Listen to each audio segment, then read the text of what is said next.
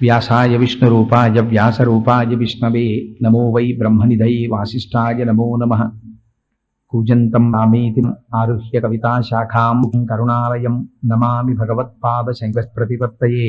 జగతః పితరౌ వందే పార్వతీ పరమేశ్వరం సగ్రేతున స్వయమేవ లక్ష్మీ శ్రీరంగరాజమహిషీ మధురైకర్ణగుణగుంభనగౌరవైర్యాం బోధయంతి.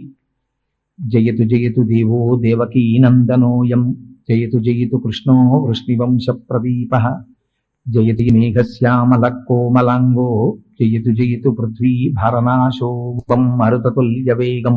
జితేంద్రియం బుద్ధిమతాం వరిష్టం హ్యం శ్రీరామదూతం శిరసా నమామి.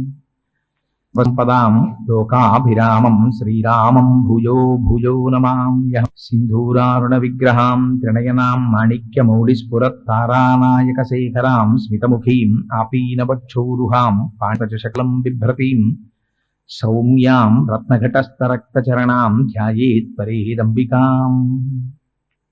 హరి ఓం. పరమేశ్వర స్వరూపమైన సభకి నమస్కారం. ఈనాడు శ్రీమతి లక్ష్మీ సుభద్ర గారి యొక్క జయంతిని పురస్కరించుకుని ఏర్పాటు చేయబడినటువంటి ఈ సభలో భాగవతాంతర్గతమైనటువంటి గజేంద్ర మోక్ష సన్నివేశం గురించి 4 మాటలు చెప్పేటటువంటి అదృష్టం కలగడం ఈశ్వరుడి యొక్క నిర్హేతుక కృప. ఎందుచేత ఈ మాట అంటున్నానంటే, ఇవాల్టి రోజుల్లో తల్లిదండ్రులకి తద్దినం పెట్టడమే కష్టమైపోయిన రోజులు కాదు.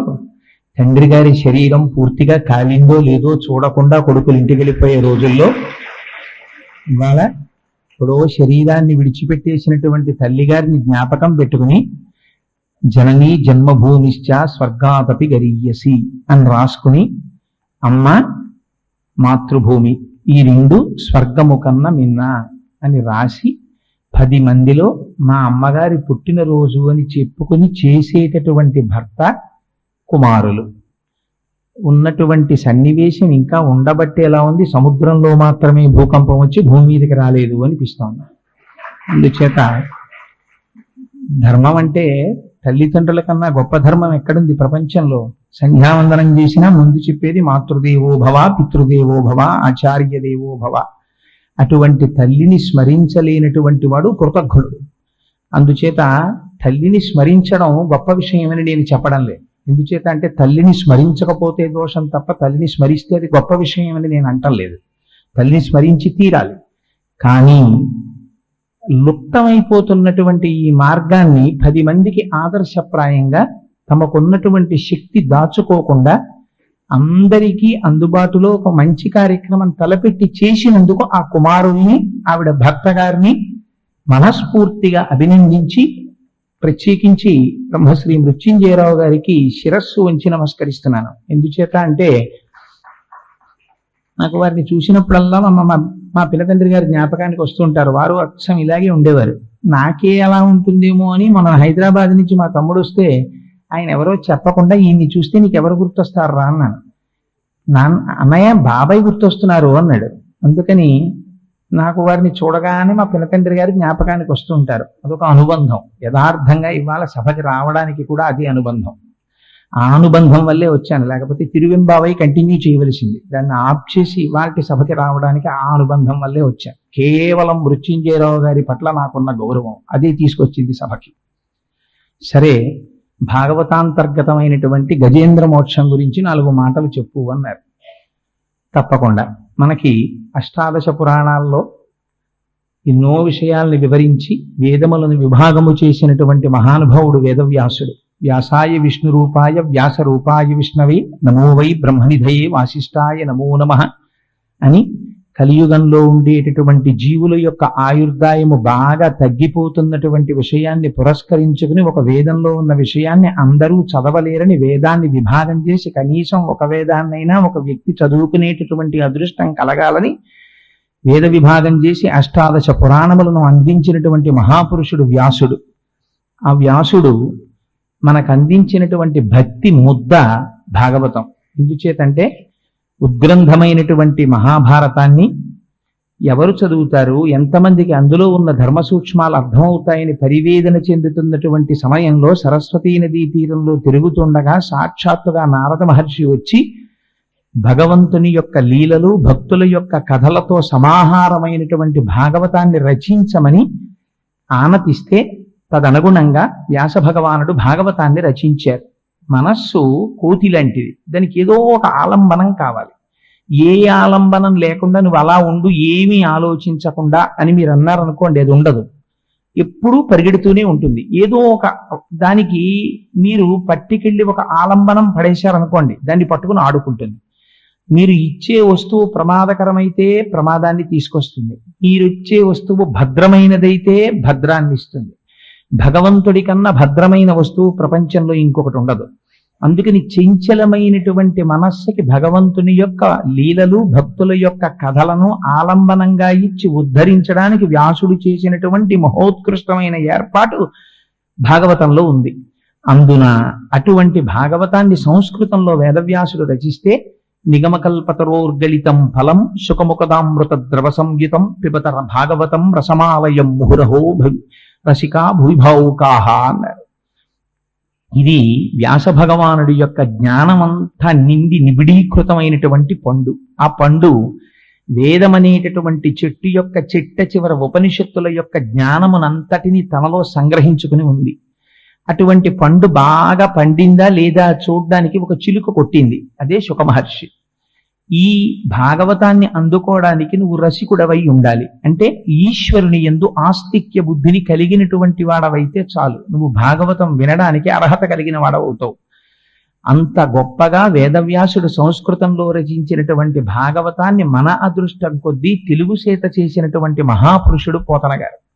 పోతన గారు భాగవతాన్ని ఆంధ్రీకరించడంలో ఒక గొప్ప విషయం ఉంది. పోతన గారు భాగవతాన్ని ఆంధ్రీకరించి ఏవీ కోరుకోలేదు. ఒక స్థితిలో ఈ ఆంధ్రీకరింపబడినటువంటి భాగవతాన్ని రాజులకి నువ్వు కానీ ఇచ్చినట్లయితే దానివల్ల నువ్వు అపారమైన ప్రయోజనాన్ని పొందుతావు అని చెప్పినప్పటికీ అలా ఇవ్వకముందే ఆయనకి కాటుక కంటి నీరు చనుకట్టు పయింపడా అని కాటుక కంటి నీరు కారుతూ సరస్వతీదేవి దర్శనమైంది. అమ్మా, నిన్ను తీసుకెళ్లి అలా కర్ణాటక కిరాత కీచకులకు అమ్మను త్రిశుద్ధిక నమ్ము భారతి. అమ్మా, నిన్న అమ్మనమ్మా, నువ్వు నా తల్లివి, ఈ భాగవతాన్ని రామచంద్రమూర్తికి అంకితం ఇస్తా అన్నారు. ఎంత వినయ విధేయతలతో చెప్పారంటే, పలికెడిది భాగవతమట పలికించు విభుండు రామభద్రుండట నే పలికిన భవహరమగునట పలికెద వేరొండు గాథ పలుకగనేలా అన్నారు.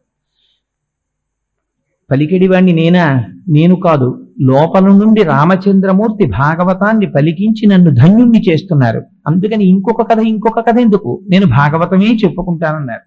అంత కష్టపడి 12 స్కందములతో కూడినటువంటి భాగవతాన్ని ఎందుకు ఆంధ్రీకరిస్తున్నావు అని అడిగితే మహానుభావుడు చెప్పుకున్నాడు. శ్రీకైవల్య పదంబు చేరుటకునై చింతించదన్ లోకరక్షైకారంభకు భక్తపాలన కళా సంరంభకున్ దానవోద్రేక స్తంభకు కేళిలోల విలస దృగ్జాల సంభూత నానా కంజాత భవాంట కుంభకు మహానందాంగన ఢింబకున్ చెప్పారు. నాకు దీని మీద కోరికలు, ఏదో ఐశ్వర్యం సంపాదించాలనో సన్మానాలు పొందాలనో బిరుదులు పొందాలనో నాకేం కోరికలు లేవు. ఎందుకు చెప్పుకుంటున్నాను భాగవతం, ఎందుకు ఆంధ్రీకరిస్తున్నాను? శ్రీకైవల్య పదంబు చేరుటకునై పునరావృత్తి రహితమైనటువంటి శాశ్వత శివ సాయుధ్యమును పొందుట కొరకు నేను ఈ భాగవతాన్ని ఆంధ్రీకరిస్తున్నాను. ఈశ్వరుడి పాదముల ముందు కూర్చుని రచించుకుంటున్నాను అంటూ వారు శివకేశవ భేదం ఎరుగినటువంటి వారు. అందుకని అమ్మలగన్నయమ్మ ముగురమ్మల మూలపుటమ్మ చాలా పెద్దమ్మ సురారులమ్మ కడుపారడి బుచ్చినయమ్మ తన్నులో నమ్మిన వేల్పుటమ్మల మనంబున ఉండెడియమ్మ దుర్గ మాయమ్మ కృపాబ్ధినిచ్చుట మహత్వ కవిత్వ పటుత్వ సంపదల్ అని ఆ దుర్గమ్మని స్తోత్రం చేసి చిత్రమైన మాట ఒకటేశారు. వాలిన భక్తి మెచ్చదన వారిత తాండవకేళికి దయాశాలికి శూలికి శిఖరిజాముఖ పద్మ మయూఖ మాలికి అని బాలశిశాంఖమౌలికి కపాలికి మన్మథ గర్వ పర్వతోన్మూలికి నారదాది మునిముఖ్య మనస్సరసీరుహాళికి అని 9 లికారాలతో పద్యాన్ని వేశారు. 9 లికారాలతో లింగస్వరూపాన్ని సూచిస్తూ శివుణ్ణి స్తోత్రం చేసి వాలిన భక్తి నేను స్తోత్రం చేస్తున్నానన్నారు. వాలిన భక్తి అంటే భక్తి వాలుతుందా ఎక్కడైనా? వాలిన భక్తి అంటే పోతనగారి దృష్టిలో భక్తి వాలడం కాదు. మనం సాష్టాంగ నమస్కారం చేసేటప్పుడు శరీరాన్ని భూమి మీద తగిలేటట్టుగా పడి నమస్కారం చేస్తాం. అలా పడి శరణాగతి చేసి నమస్కారం చేయడమే వాలిన భక్తి. నేను వాలిన భక్తితో స్తోత్రం చేస్తున్నానని పరమశివుణ్ణి ప్రార్థన చేశారు. శివానుగ్రహం లేకుండా ఎవరికి మాత్రం వాక్కు కాని కవిత్వ శక్తి కాని వస్తుంది? ఆ శివానుగ్రహం, అమ్మవారి అనుగ్రహం. మహానుభావుడు అంతటి భాగవతాన్ని ఆంధ్రీకరించగలిగారు. పోతన గారి గురించి ఒక మాట చెప్తారు. గంటమో చేతిలూది ములుగర్రయో, చేసెడిది పద్యమో లేక సేజ్యమో, మంచయందు కూర్చుంటివో మంచమందో, లేకపోతే కవివో గడితేరిన కర్షకుండవో, రెంటికి చాలియుంటి ఉసుమి కలమా హలమా నీకు ఇది ప్రియంబగున్ అని అడిగారు. అయ్యా పోతన్నా, ఇక్కడ నువ్వు పొలంలో కూర్చున్నావా, ఇంట్లో కూర్చున్నావా? ఇంట్లో ఒక పీఠం మీద కూర్చున్నావా, ఇక్కడ మంచం మీద కూర్చున్నావా? నీకు పద్యం అల్లడం ఇష్టమా, వ్యవసాయం చేయడం ఇష్టమా, కలం పట్టుకోవడం ఇష్టమా, హలం పట్టుకోవడం ఇష్టమా? ఎంత చిత్రమయ్యా! కాయలు కాచిపోయినవిలే అరచేతులు వ్రతఘంటపున్ రపిడి చేతనో, కరకు నాగలి మేడిని పట్టి సేద్యమున్ చేయుట చేతనో, కవి కృషివల నీ వ్యవసాయ దీక్ష కాహాయని ఇంతలేసి కనుల అప్పక చూసిరిలే దివౌకసుల్. నీ చేతులు కాయలు కాసిపోయాయా పోతన? ఆ గంటం పట్టుకుని భాగవతాన్ని ఆంధ్రీకరించడం వల్ల, నాగలి పట్టుకుని పొలాన్ని దున్నడం వల్ల, దేనివల్ల కాయలు కాసిపోయాయి అని అడిగారు. అంత భక్తితో మహానుభావుడు ఆంధ్రీకరించారు. అన్ని భాగవతంలో ఒకెత్తు, గజేంద్ర మోక్షం ఒక్కటి ఒకెత్తు. భాగవతంలో అష్టమ స్కంధంలో గజేంద్ర మోక్ష కథ ప్రారంభంలోనే వస్తుంది. ఎన్నో కథలు చెప్పారు వ్యాసుల వారు, వాటన్నిటినీ ఆంధ్రీకరించారు పోతన గారు. కానీ గజేంద్ర మోక్షం దగ్గరికి వచ్చేటప్పటికి మాత్రం కొన్ని చిత్రమైన సన్నివేశాలు జరిగాయి. యథాతథంగా ఆంధ్రీకరించలేదు, స్వేచ్ఛానువాదం చేశారు. కొన్ని విషయాల్లో వ్యాసుల వారు మూలంలో చెప్పినటువంటి విషయాల కన్నా కూడా స్వేచ్ఛగా కొంచెం ముందుకు వెళ్ళి పోతన గారు ఆంధ్రీకరించారు. మన తెలుగువాడు కావడం నిజంగా మహానుభావుడు ఎంత దర్శనం చేశారో ఆయా లేకపోతే ఇప్పుడు మళ్ళీ కథలో ఎక్కడో అక్కడికి వెళ్ళి మళ్ళీ ప్రారంభం చేయడం అంటే ఇబ్బందిగా ఉంటుంది. సందర్భాలు ఎక్కడొచ్చాయో అక్కడ వాటిని సూచించే ప్రయత్నం చేస్తాను. ఎన్నో కథలు నిత్యపారాయణ యోగ్యత ఎందుకు ఇచ్చారు అంటే, మనం అనుకుంటాం గదిలో ఓ ఏనుగు నీళ్లల్లోకి వెళ్ళింది, ఓ మొసలొచ్చి పట్టుకుంటే ప్రార్థన చేసింది, శ్రీ మహావిష్ణువు వచ్చారు, మొసలి తలకాయ తరిగేశారు. ఇంతకన్నా ఏముంది గజేంద్ర మోక్షంలో? ఏమిటా గజేంద్ర మోక్షం? మళ్ళీ గజేంద్ర మోక్షంలో ఉన్నన్ని రహస్యాలు బహుశः ఎందులో కానీ అర్థమయ్యాయా? నిత్య జీవితంలో భగవంతుణ్ణి అనేకమైన రహస్యాలు తెలుస్తాయి. మన జీవితం ఏమిటో అందమైన క్యాన్వాస్ మీద పైకి కనపడకుండా లోపల రహస్యాలన్నింటినీ ఆవిష్కరిస్తూ మనిషి యొక్క జీవితాన్ని ఒక్కసారి తెర మీద చూపిస్తారు పోతన గారు. ఆయనకి చిత్రీకరించడంలో పోతన గారికి చెల్లింది. కానీ నేను వ్యక్తిగతంగా పోతన గారి పద్యం ఎక్కువగా ఆంధ్ర భాగవతంలోంచి చెప్పడానికే ప్రయత్నం చేస్తాను. అష్టమ అంటారు, నీరాట వనాటములకు పోరాటము ఎట్లు కలిగి. ఇది ఒక చిత్రమైన ప్రశ్న. అసలు ఆ ప్రశ్న వేయడమే. నీరాట వనాటములకు పోరాటము ఎట్లు కలిగి. నీళ్లలో ఉండేటట్టు మొసలి, భూమి మీద ఉండేటటువంటి జీవి ఏనుగు. ఈ యుద్ధం రావడానికి అవకాశం లేదు. ఎందుకనంటే భూమి మీద తిరిగేటటువంటి ప్రాణికి భూమి, మొసలికి నీటిలో ఉండే ప్రాణులతో యుద్ధం రావచ్చు. కానీ నీళ్ళు కలిగి పురుషోత్తముచే ఆరాటమిట్లు మానెను ఘోరాట విలోని భద్రమున కోసమని ఎన్నో ప్రాణులు ఉంటాయి. ఒక చిరుతపులు ఉంటుంది, అది తరువుకుంటూ వెళ్ళి అది వేటాడి ఒక అడవి పందిని చంపేస్తుంది. సామాన్యమైన విషయం. ప్రపంచంలో ఒక ప్రాణిని, బలమైన ప్రాణి చంపి తినడం అనేటటువంటిది అందున అరణ్యంలో జరిగేటటువంటి విషయం. ఎందుకంటే అక్కడ ఉండేటటువంటివన్నీ కదా, అక్కడ యుక్తాయుక్త విశిక్షణ చేయడానికి, బుద్ధితో నిర్ణయించడానికి, భక్తితో జీవనం. అందుకని తనకన్నా బలం తక్కువ ఉన్న ప్రాణిని హింసించి సంహరించి తింటాయి. అలాగే ఏనుగు చిక్కితే ఆ ఏనుగుని చంపి తినడం మొసలి యొక్క ధర్మం. అది తింటుంది. ప్రాణులు శరీరాన్ని విడిచిపెడుతున్నాయి. భూమి మీద మనుష్య ప్రాణం విడిచిపెట్టేటప్పుడు శ్రీ మహావిష్ణువుని ప్రార్థన చేసిన వాడు ఎవడు కనపడ్డే? మరి అటువంటిది ఒక ఏనుగుని మొసలి పట్టుకుంటే ఏనుగు శ్రీ మహావిష్ణువు ఏమిటి? ప్రార్థన చేస్తే దానికి శ్రీ మహావిష్ణువు రావాలా? ఆయన రావడం ఎందుకు? లేడా ఆ మొసలి యొక్క కంఠాన్ని? లేదు. అక్కడ నుంచి ఒక్క సంకల్పం చేస్తే మొసలి మరణించదా? పోని అందరి భక్తుల కోసం వచ్చినట్టుగానే ఆయన కూడా గరుత్మంతుణ్ణి అధిరోహించి రాకూడదా? ఒక్క గజేంద్ర మోక్ష సన్నివేశంలో మాత్రం అసలు వెనకాతల వస్తున్నటువంటి లక్ష్మీదేవి యొక్క ఉనికిని కూడా పట్టించుకోనంతగా భక్తుడి యొక్క ఆరాటమును తీర్చడం కోసమని తనని తాను మరిచి పరిగెత్తుకు రావలసినంత ఉత్కంఠతో కూడినటువంటి సన్నివేశం ఎందువల్ల ఏర్పడింది? ఇది నీరాట వనాటములకు ఆరాటము ఎట్లు పోరాటము ఎట్లు కలిగి పురుషోత్తముచే ఆరాటమిట్లు మానెను ఘోరాటవిలోని భద్రకుంజరమునకున్. ఒక అడవిలో ఉన్న ఏనుక్కి ఈ కథ ఎలా జరిగింది నాకు వివరంగా చెప్పవలసింది అని అడిగారు. అడిగేటప్పుడు చాలా సామాన్యమైన ప్రశ్న వేస్తే జవాబు కూడా మహాత్ముల నోటి నుంచి సామాన్యంగానే వస్తుంది. అది వివరంగా తెలుసుకోవాలనేటటువంటి కుతూహలం పరిప్రశ్నతో నేను అర్హుణ్ణైతే చెప్పమని అడిగినటువంటి ఆ శ్రోత మనస్సులో ఉన్న తాపత్రయాన్ని చూసి చెప్పకుండా ఉండలేక చెప్పాడు మహానుభావుడు శుకుడు. ఆయన అన్నారు, నాయన పూర్వకాలంలో పాలసముద్రంలో త్రికూటాచలం అనేటటువంటి ఒక బ్రహ్మాండమైన పర్వతం ఉండేది. దానికి ఆ త్రికూటాచల పర్వతం 10,000 యోజనముల పొడుగు, 10,000 యోజనముల వెడల్పు, 10,000 యోజనముల ఎత్తు. ఆ త్రికూటాచలానికి 3 శిఖరాలు ఉండేవి. ఒకటి బంగారు శిఖరము, ఒకటి వెండి శిఖరము, ఒకటి ఇనుప శిఖరము. 3 శిఖరములతో ఆ పర్వతం అలరారుతుండేది. అటువంటి పర్వతం మీద అనేకమైనటువంటి ప్రాణులు ఆ అరణ్యంలో సంచరిస్తుండేవి. ఎంత గొప్పగా వర్ణించారంటే ఆ అడవిలోట చెట్లకి పళ్ళు తమంత తాము పండిపోయి ఉండిపోతే చిలుకలు తమ ముక్కులతో కొరికేవిట. కొరికితే ఆ పళ్ళల్లోంచి కారిపోయినటువంటి రసము ఏరులై ప్రవహిస్తూ ఉండేదిట. అరణ్యంలో లేని పుష్పం లేదు. అన్ని రకాలైనటువంటి పువ్వులు, అన్ని రకాలైనటువంటి కాయలు, అన్ని రకాల పళ్ళు, అన్ని రకాల చెట్లు. ఆశ్చర్యం ఏమిటంటే మీకు ఎప్పుడైనా ఎక్కడైనా ఒక అరణ్యాన్ని చెప్తే ఆ అరణ్యంలో చాలా గొప్ప ప్రాణిగా చెప్పబడేటటువంటిది సింహం. కానీ గజేంద్ర మోక్షంలోకి వచ్చేటప్పటికి వ్యాసుల వారు చేసినటువంటి చిత్రం ఏమిటంటే సింహం గొప్పదని చెప్పలేదు. అడవికి రాజు సింహం, సింహం గొప్పదని లేదు. అక్కడ అనేకమైన ప్రాణులున్నాయి కానీ ఏనుగులు గొప్పవయ్యా అక్కడ ఉన్న వాటిల్లో అన్నారు. ఎందుకండి ఆ అడవిలో ఉన్నటువంటి ఏనుగులకి ఎందుకంత గొప్పతనం వచ్చింది అన్నారు. అంటే తలగవు కొండలకైనను మలగవు సింగములకైన మార్కొను కడిమిన్ గలగవు పిడుగులకైనను ఇలబల సంపన్న వృత్తి ఏనుగుగున్నల్లన్నారు.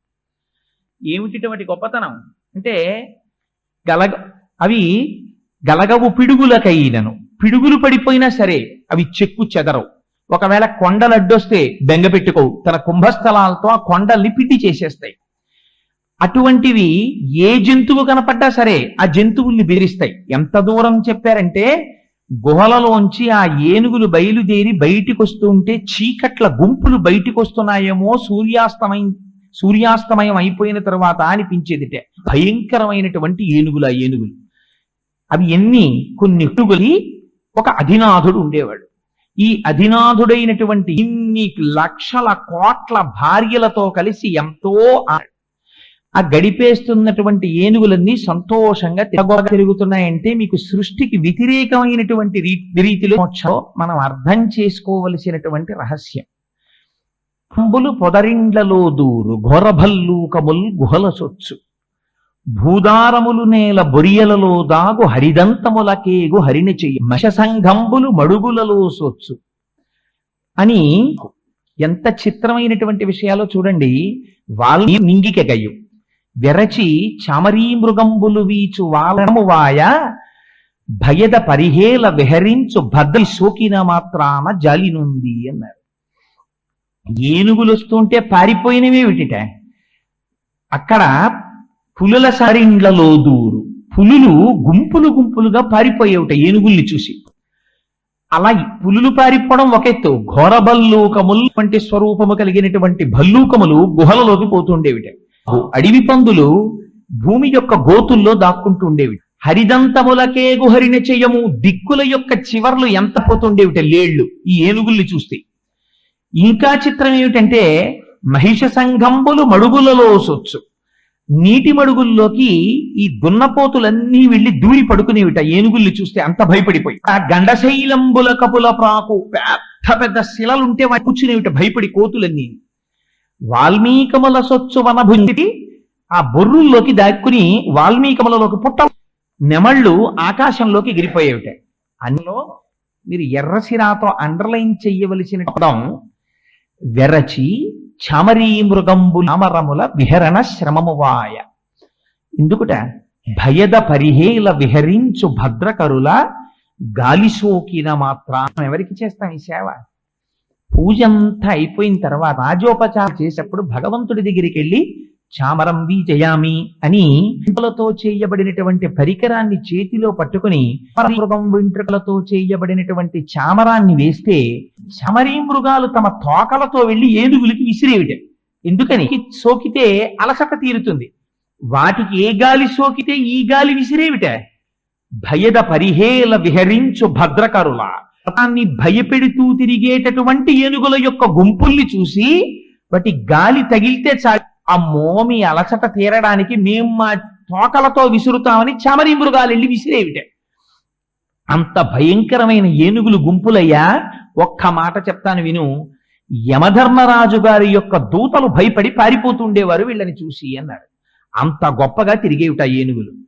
ఇటువంటి ఏనుగులకి 10 లక్షల కోట్ల ఆడ ఏనుగులకి భర్త ఒకే ఒక మగ ఏనుగు. ఎంత చిత్రమో చూడండి. ఆయన భార్యల సంఖ్య 10 లక్షల కోట్ల ఆడ ఏనుగులు. అన్ని ఏనుగులకి భర్త అయినటువంటి ఒక ఏనుగు అపారమైన టీవీతో తిరుగుతుండేవాడు. ఆయన ఒకనాడు తన భార్యలతో కలిసి తిరుగుతూ ఉండగా ఏదో చెట్ల యొక్క నీడ పట్టున తిరుగుతున్నాడు. ఎంతో సంతోషంగా కాలం గడుపుతున్నాడు. కానీ అలా కాలం గడుపుతున్నటువంటి సమయంలో అనుకోకుండా ఒక ఉపద్రవం వచ్చింది. దారి తప్పాడు అన్నారు పోతన గారు. దారి ఎందుకు తప్పాడన్నారు? అపారమైన దాహం వేసింది. కానీ తాగుదామంటే నీళ్లు కనపడలేదు. ఎందుకని? ప్రతిరోజు అలవాటు ఉన్న దగ్గరికి వెళ్లి నీళ్లు తాగేటటువంటి సరోవరం ఎక్కడుందో ఆ సరోవరం దగ్గరికి వెళ్ళేటటువంటి దారిని విడిచిపెట్టి ఇవాళ కొత్త దారిలోకి వెళ్ళాడు. వెళ్లడంలో అలసట కలిగింది. ఆ నీటిని వెతుక్కుంటూ నీటి మించి గాలి ఎటొస్తోందో అటువైపుకి ప్రయాణం చేశాడు. ప్రయాణం చేసి వెళ్ళాడు. వెళ్ళి ఒక గొప్ప సరోవరం ఒకటి కనపడింది. ఆ సరోవరంలోకి దిగాడు. నీరు త్రాగవలసిన వాడు ఎక్కడ నిలబడి నీరు త్రాగాలి? నాకు దాహం వేసింది అనుకోండి, ఓవర్ హెడ్ వాటర్ ట్యాంక్ లో దూకనగా ఏం చేస్తాను? లేకపోతే కాకినాడలో కొళాయి చెరువులోకి వెళ్ళి దూకుతానని దాహం వేస్తే ఓ గ్లాసుడు నీళ్లు తీసుకుని తాగుతాను. అంతేగాని బిందెత్తి నోట్లో పోసుకోం కదా. దాహం వేసిన వాడు ఒడ్డున నిలద్రవం వచ్చి ఉండేది కాదు. కానీ ఆయన అలా చెయ్యలేదు. ఆ ఏనుగు ఒక పెద్ద సరోవరాన్ని చూశాడు. అదెంతటి సరోవరం అంటే మీద గండు తుమ్మెదలు వాలి అందులో ఉన్న రసాన్ని ఆఘ్రాణిస్తం చేస్తున్నాయి. తుమ్మెదల యొక్క ఝంకారం వినపడుతోంది. అందులో ఉన్నటువంటి పుప్పొడి నీళ్లలో పడింది. ఆ ఒడ్డున చూస్తే ఒడ్డున పెరిగినటువంటి సువాసన ముక్కుపుటాల్ని గుబాళింప చేస్తోంది. నీరు తాగాడు. తాగినవాడు ఏం చెయ్యాలి? గట్టెక్కి పైకొచ్చేయాలి. కానీ రాలేదు. తుండంబుల పూరించుచు గండంబుల చల్లుకొనుచు గలగల రవముల్ మెండుకొన వలద కడపుల నిండన్ వేదండ కోటి నీటింత్రాగేన్. ఉండేటటువంటి పద్మాలనన్నింటినీ తన కాళ్ళ కింద వేసి తవులు ఎండ్రకాయలు అన్ని మరణిస్తున్నాయి. ఆ నీటిని తీస్తున్నాడు, ఏనుగులన్నింటి మీద జల్లుతున్నాడు. ఆ ఏనుగులు కూడా సంతోషపడిపోతున్నాయి.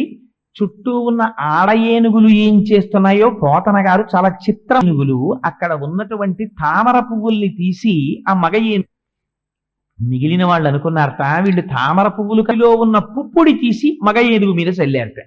ఇంకొంతమంది అనుకుని ఏం గొప్ప అని తామర పువ్వుకుండేటటువంటి నాళాలని కొన్నట్టుగా మగ ఏనుగు మీద అలంకారం చేశారట.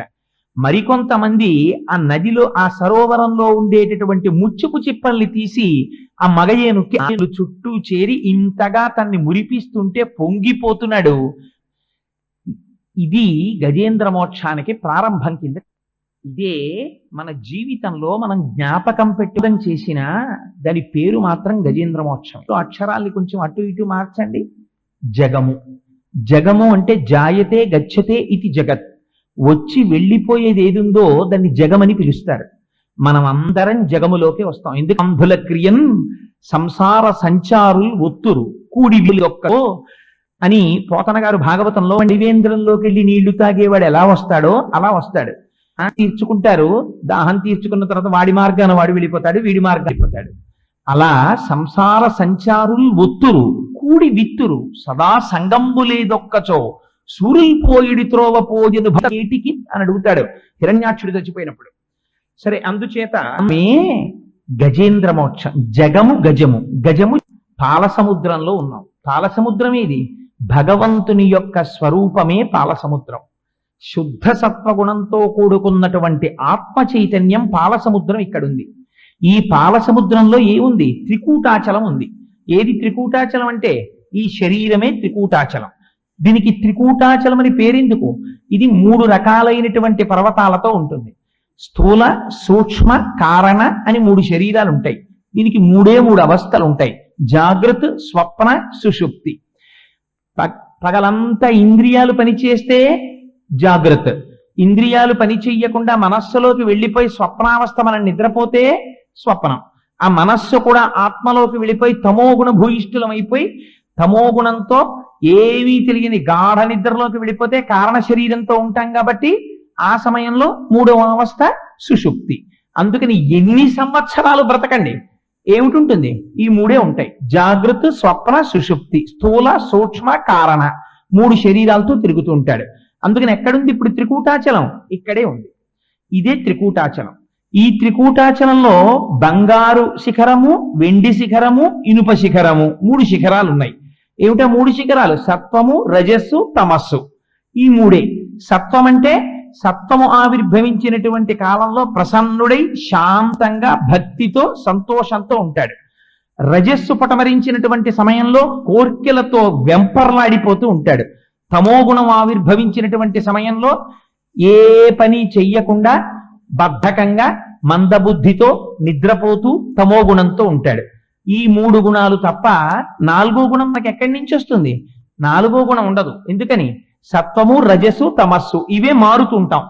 కాసేపు సత్వంలో ఉంటాం. తెల్లవారుజామున నిద్ర లేవగానే కాసేపు తిరువెంబావయ్యో, తిరుప్పావయ్యో, సుప్రభాతమో, గాయత్రీ మంత్రమో, సంధ్యామంత్రమో, అనుష్ఠానమో ఏదో పెట్టుకుంటాం. కాసేపు డైలీ న్యూస్ ట్యాబ్ మీద సంతకం పెట్టి వచ్చాను, ఇవాళ జీతం ఇస్తాడు, 3 గంటలు మళ్ళీ జీతం అందుకున్నావు. మొన్న నెలకోసారి జీతం వచ్చింది కదా, సాయంత్రం చేసి అసుర సంధ్య వేళ శివాలయంలోకి వెళ్ళి 4 అరటిపళ్ళు ఇచ్చొద్దాం. మళ్ళీ సత్వంలోకి వచ్చావు. మళ్ళీ సత్వంలోంచి ఇంటికి వెళ్ళి ఈ జీతం అక్కడ ఇచ్చి దిక్కుమాల జీతం అన్ని కటింగులు పోను వచ్చావు. దీని గురించి కొట్టు రజస్సు. అలిసిపోయి పడుకుంటావు. తమస్సు. 3 శిఖరాల మీదే తిరుగుతున్నావు. తిరగడానికి ఇంకో 4వ శిఖరం లేదు. బంగారు శిఖరము, వెండి శిఖరము, ఇనుప శిఖరము ఈ 3 శిఖరముల మీదే తిరుగుతున్నాయి. గజములు అంటే ఏమిటి? జగము మనం తిరుగుతున్నామని వ్యాసుడు అనరు, మనం తిరుగుతున్నామని పోతనగారు అనరు. ఏనుగులు నడ్డు పెట్టి చెప్తుంటారు. అది విచిత్రం. అందుకే తిరగగా ఎక్కడికి చేరింది? అక్కడికి వెళ్ళి వేసింది. మనందరికీ వేస్తుంది దాహం. ఏ కామదాహం ఉంటుంది. ప్రతి వాడికి సంసారంలోకి ప్రవేశించాలి, యవస్త్రంగా స్వీకరించాలి. అందుకని మనం ఏం చేస్తాం? స్త్రీని క్షేత్రముగా స్వీకరించడమే సంసారములోకి ప్రవేశించడం. సంసారములోకి ప్రవేశించడం. మీరు సంసారంలో ప్రవేశించినప్పుడు చేసినటువంటి మన స్నాతకం చేసేటప్పుడు మామగారు పక్కన కూర్చుని అడుగుతాడు, నువ్వెప్పుడు గారండి, నువ్వెప్పుడు చెట్టు ఎక్కకూడదు, నేను ఎక్కనండి. నువ్వెప్పం చేయకూడదు, నేను చెయ్యనండి. ఇన్ని ప్రమాలా అయితే ధర్మేచ అర్థేచ కామేచ నాతిచరామి, ఈ పిల్లల్ని నేను అతిక్రమించను అంటే క్షేత్రముగా ఇస్తుంది వేసి శాంతం నీకు ఇచ్చేసాను తీసేసుకో అని చెప్పి ఆవునిచ్చినట్లు చతుర్థీ విభక్తి వెయ్యకుండా నమః వెయ్యకుండా ఇస్తారు. ఆడపిల్లని ఇచ్చినప్పుడు పుట్టింటికి ఆడపిల్లని తెచ్చుకోవచ్చు. ఆడపిల్ల వల్ల మామగారు కూడా ఉద్ధరింపబడతాడు, పితృపంచకంలో కడతారు. కాబట్టి అందుకని ఏమైంది? ఎందుకు వచ్చావు సంసారంలోకి? సంసారములోకి వచ్చినది ధర్మపరి. ఆవిడతో కలిసి సహధర్మచారిణిగా ఆవిడ చెయ్యి పట్టుకొని నిన్ను హింసాలి. ఇందుకోసమని నువ్వు సంసారంలోకి ప్రవేశించావు. వివాహ సమయంలో చెప్పినటువంటి మంత్రాలు వేరు. గురువు గారు పక్కకొచ్చి ఆచార్య దేవోభవ, నువ్వు జాగ్రత్త సుమా, సత్యం విషయంలో పరాకుపడకు సుమా, అతిథుల విషయంలో పరాకుపడకు సుమా అని మనకి ఎన్నో విషయాలు చెప్తారు. అన్నింటికీ మనం నమస్కారం పెట్టి అలాగే గురువులో ఉంటాం. కానీ చేసే పని ఏమిటి? ఫోన్ వచ్చి మనకి ఇష్టం లేనటువంటి వాడు అతిథిగా వస్తున్నానంటే, అయ్యో మేము ఇప్పుడే బయలుదేరిపోతున్నామండి, మీరు ఏమనుకోకండి, నెక్స్ట్ టైం వచ్చినప్పుడు మా ఇంటికి రండి అంటాం. వాడు ఎలాగో రాడు, వచ్చినా మనం దొరకమని. అందుకని ఏమైంది? ఇవన్నీ ప్రమదితవ్యం, నీ బుద్ధి పరాకుపడ నీకు అని గురువు గారు చెప్తున్నారు. నీకు భార్యనిచ్చింది ఎందుకు? ధర్మపత్నితో కలిసి అతిథి అభ్యాగతుల్ని ఆదరించి నిన్ను నువ్వు ఉద్ధరించుకోవడానికి. ఇది ఏనుగు దారి తప్పింది. ఎక్కడ దారి తప్పింది? భార్యలతో కలిసి ధర్మమునందు చెరించడం మాని ఎందులోకి ప్రవేశించింది? తను ప్రవేశించిన దాహాన్ని తీర్చుకొని ధర్మమునందు నిలబడవలసినటువంటి ఏనుగు అంటే మనము దాన్ని విస్మరించి కేవలము కామోపభోగమునకు మాత్రమే సంసారము, స్వార్థమునకు మాత్రమే సంసారము. సంపాదించేది దేనికి? మా అబ్బాయికి మా అమ్మాయికి. ఇంటికి వచ్చిన వాడికి అన్నం పెట్టడానికి డబ్బు అక్కర్లేదు. తిరుమల వెళ్ళి ఓ ఆర్జిత సేవ చేయించుకోవడానికి డబ్బు ఖర్చు పెట్టకూడదు. శ్రీశైలం వెళ్ళి అభిషేకం చేయించుకోవడానికి డబ్బు ఖర్చు పెట్టకూడదు. ఎందుకంటే అవన్నీ ఇప్పుడు రిటైర్ అయిపోయిన తర్వాత చూడొచ్చు. ఎవరో రాసి ఇచ్చినట్టు పత్రం, నువ్వు ఉంటావు రిటైర్ అయిపోయే వరకు అని. ఏమో రిటైర్మెంటే అయిపోతావో, నీ పాలసీ నీ పిల్లలు పుచ్చుకుంటారో ఎవడికి తెలుసు. అందుకని నిన్ను నువ్వు ఉద్ధరించుకోవడం మానేశావు. మానేసి ఎటువైపుకి తిరిగిపోయింది సంసార మండలం. నీ వారి యందు మాత్రమే నీ దృష్టి పెట్టుకుని ఉండిపోతున్నావు.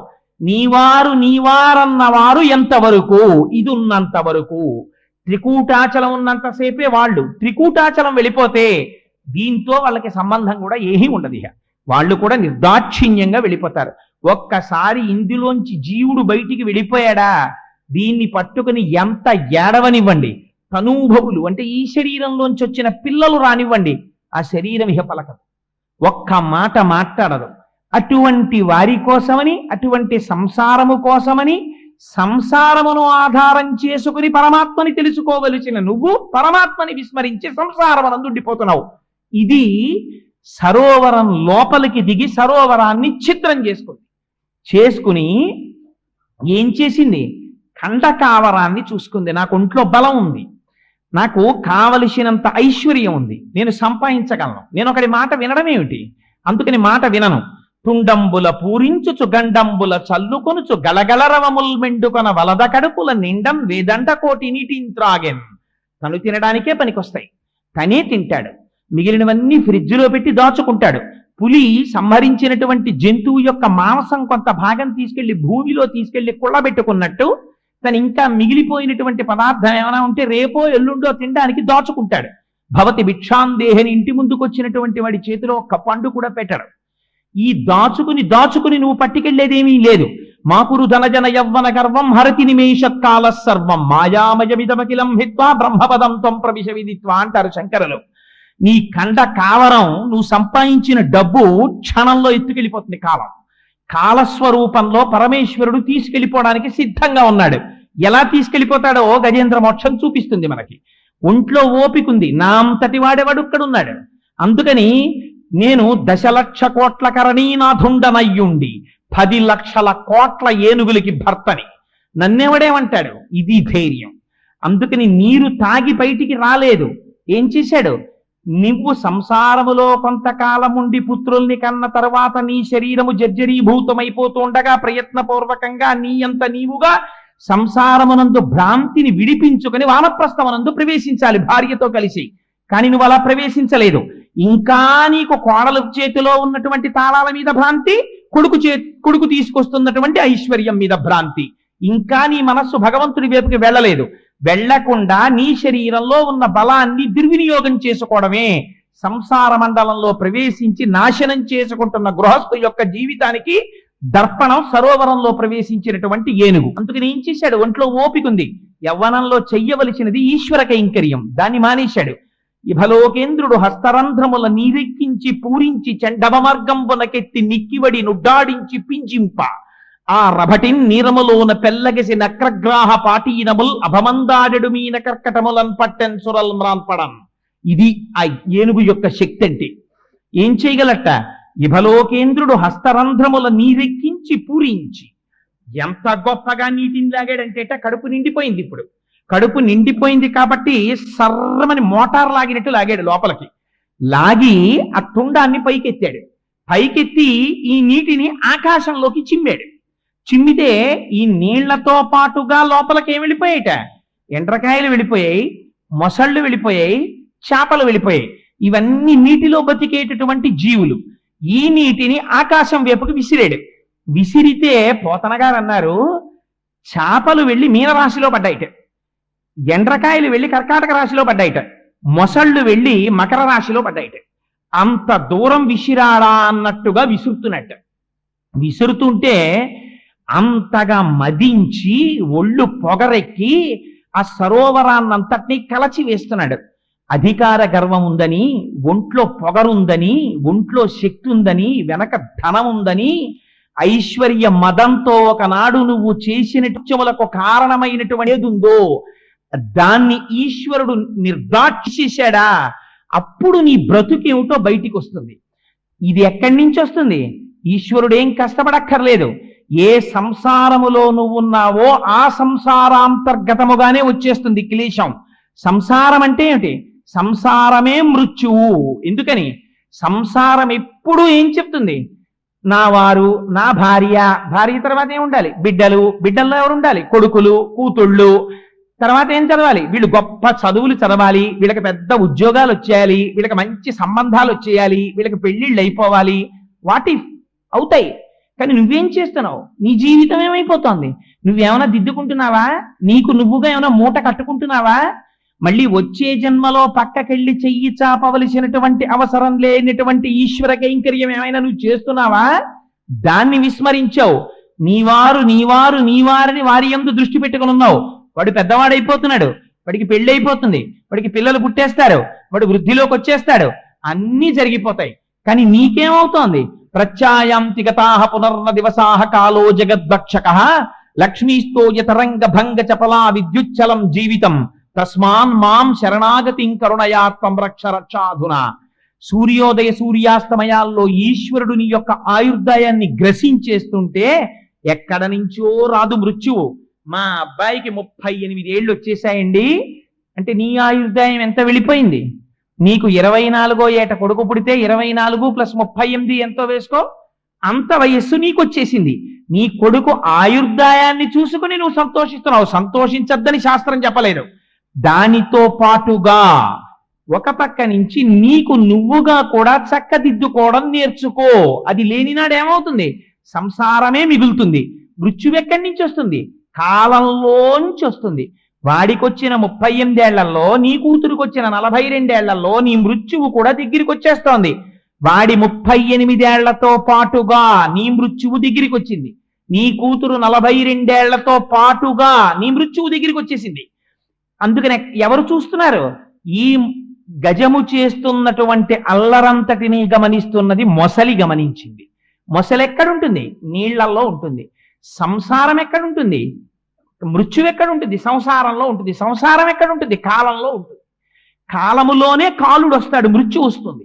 అందుకని ఎక్కడి నుంచి వచ్చింది?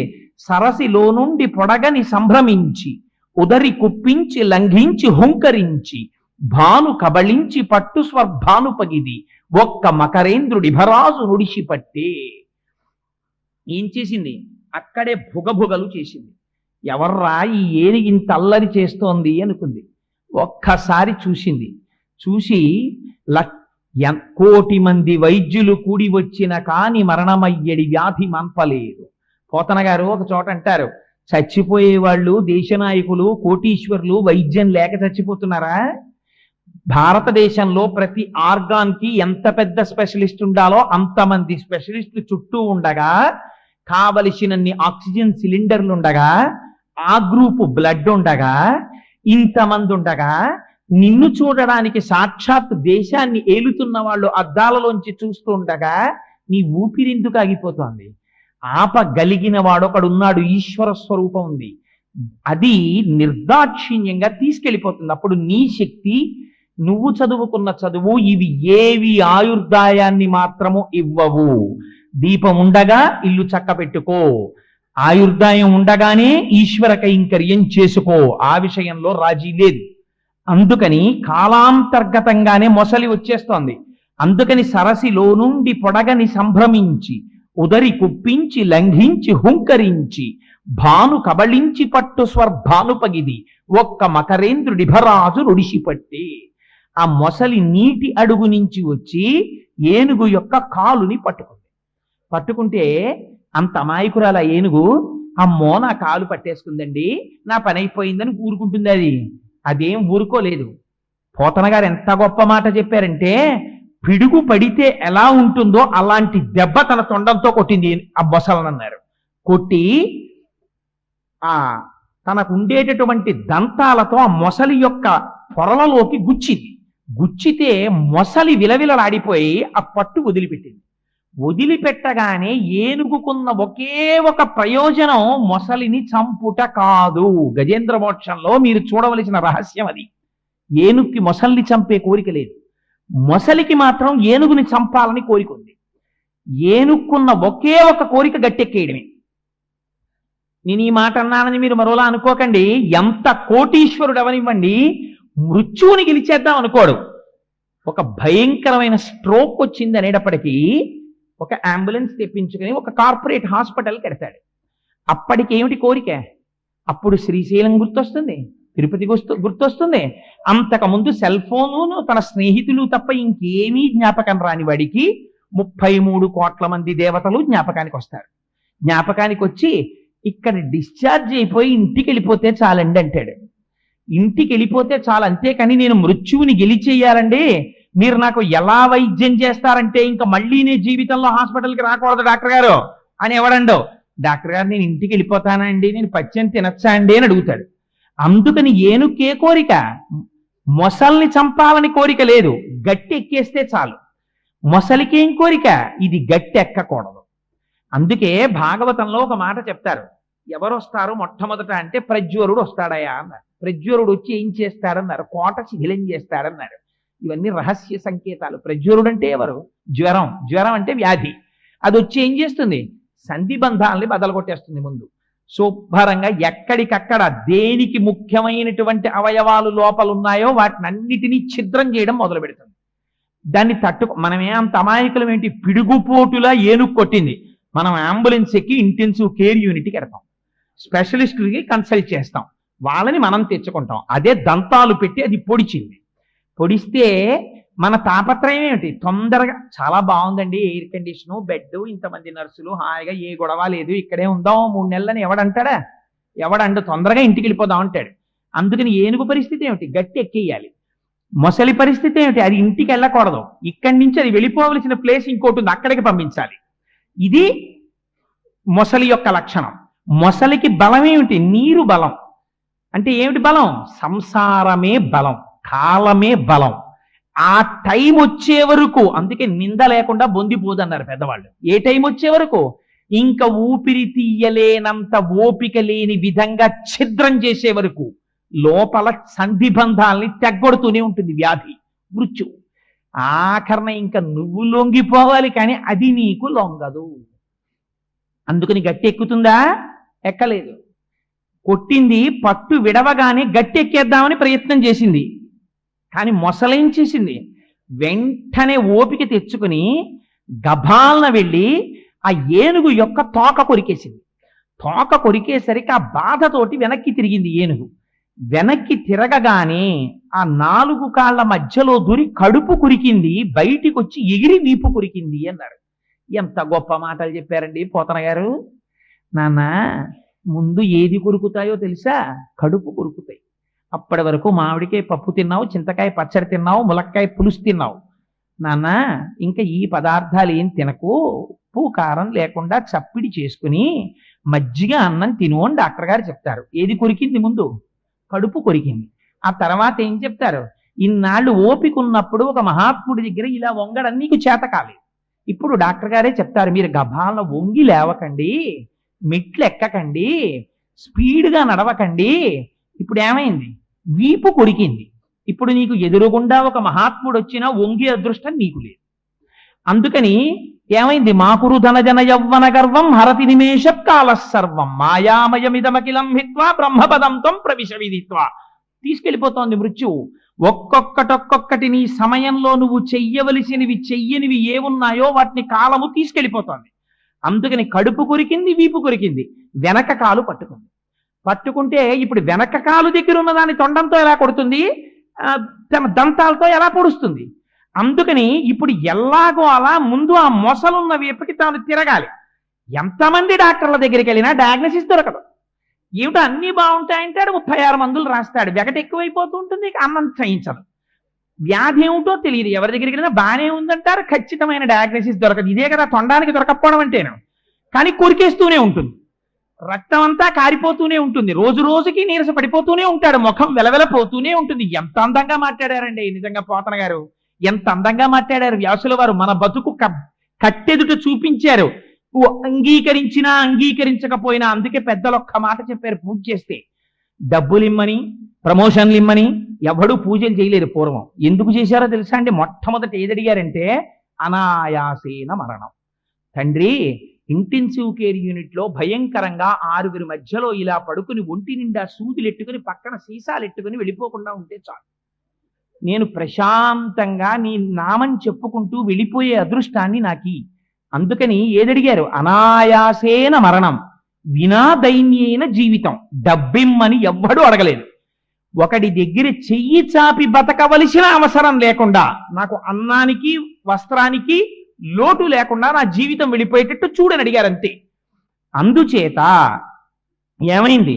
ఆ ఏనుగు మొసలితో యుద్ధం చేస్తోంది, మొసలి ఏనుగుని కొరుకుతోంది, లోపలికి లాగుతోంది. ఇలా ఎన్నాళ్ళు చేసింది యుద్ధం అని అడిగారు. మరి చెప్పాలి కదా, ఎన్నాళ్ళు అంటే జనవరి 31న ప్రారంభమైంది, ఫిబ్రవరి 6 వరకు హాస్పిటల్లో ఉన్నాడు, ఏదో ఉండాలి కదా, date of admission date of discharge ఏవో ఉంటాయి కదా. అందుకని అది ఏమిటి అసలు కేస్ షీటు చెప్పమన్నారు. అంటే ఇలా యుద్ధం ఎన్నాళ్ళు జరిగిందో చెప్తాం వినండి అన్నారు.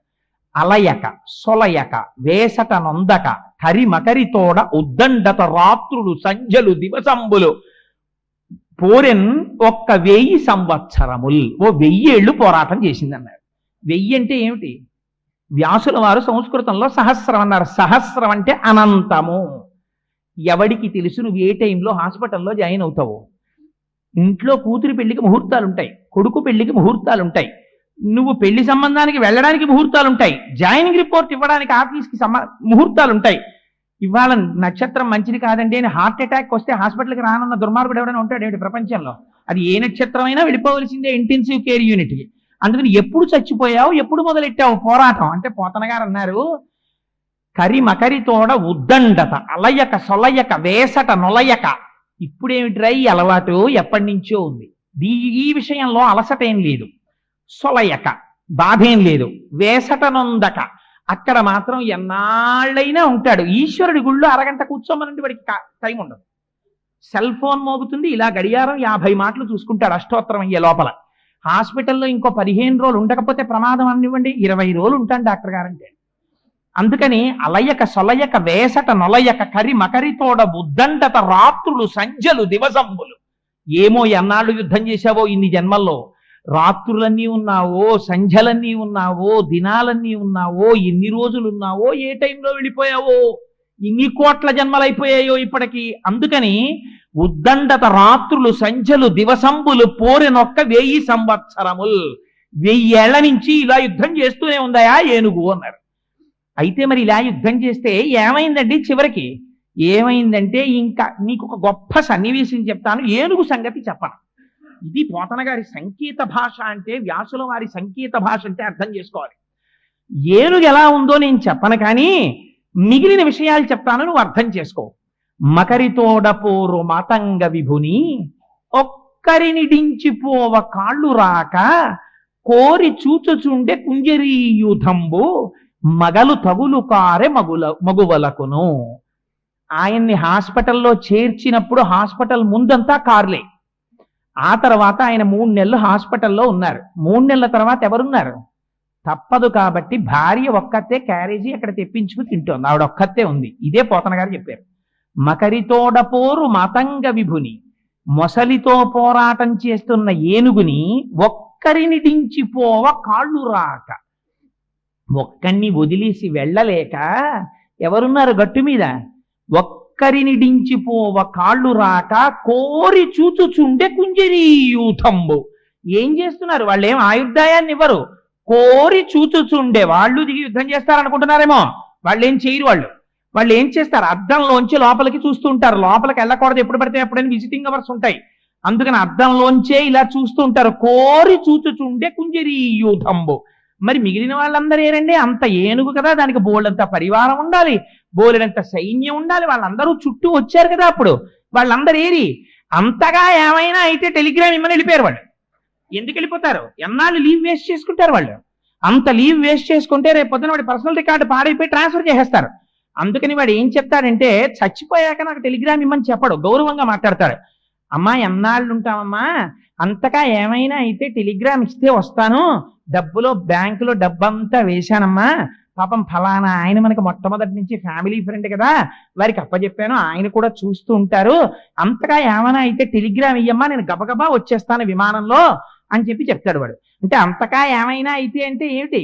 వాడు అలా చేస్తూనే ఉంటాడు ఆ యుద్ధం. ఏదో డబ్బు ఇవ్వాలి కాబట్టి మేము ఇచ్చేస్తామమ్మా, వాడికి ఆ మందులు అవి అన్ని వేయిస్తూ ఉండండి డాక్టర్ గారు చెప్పినవి.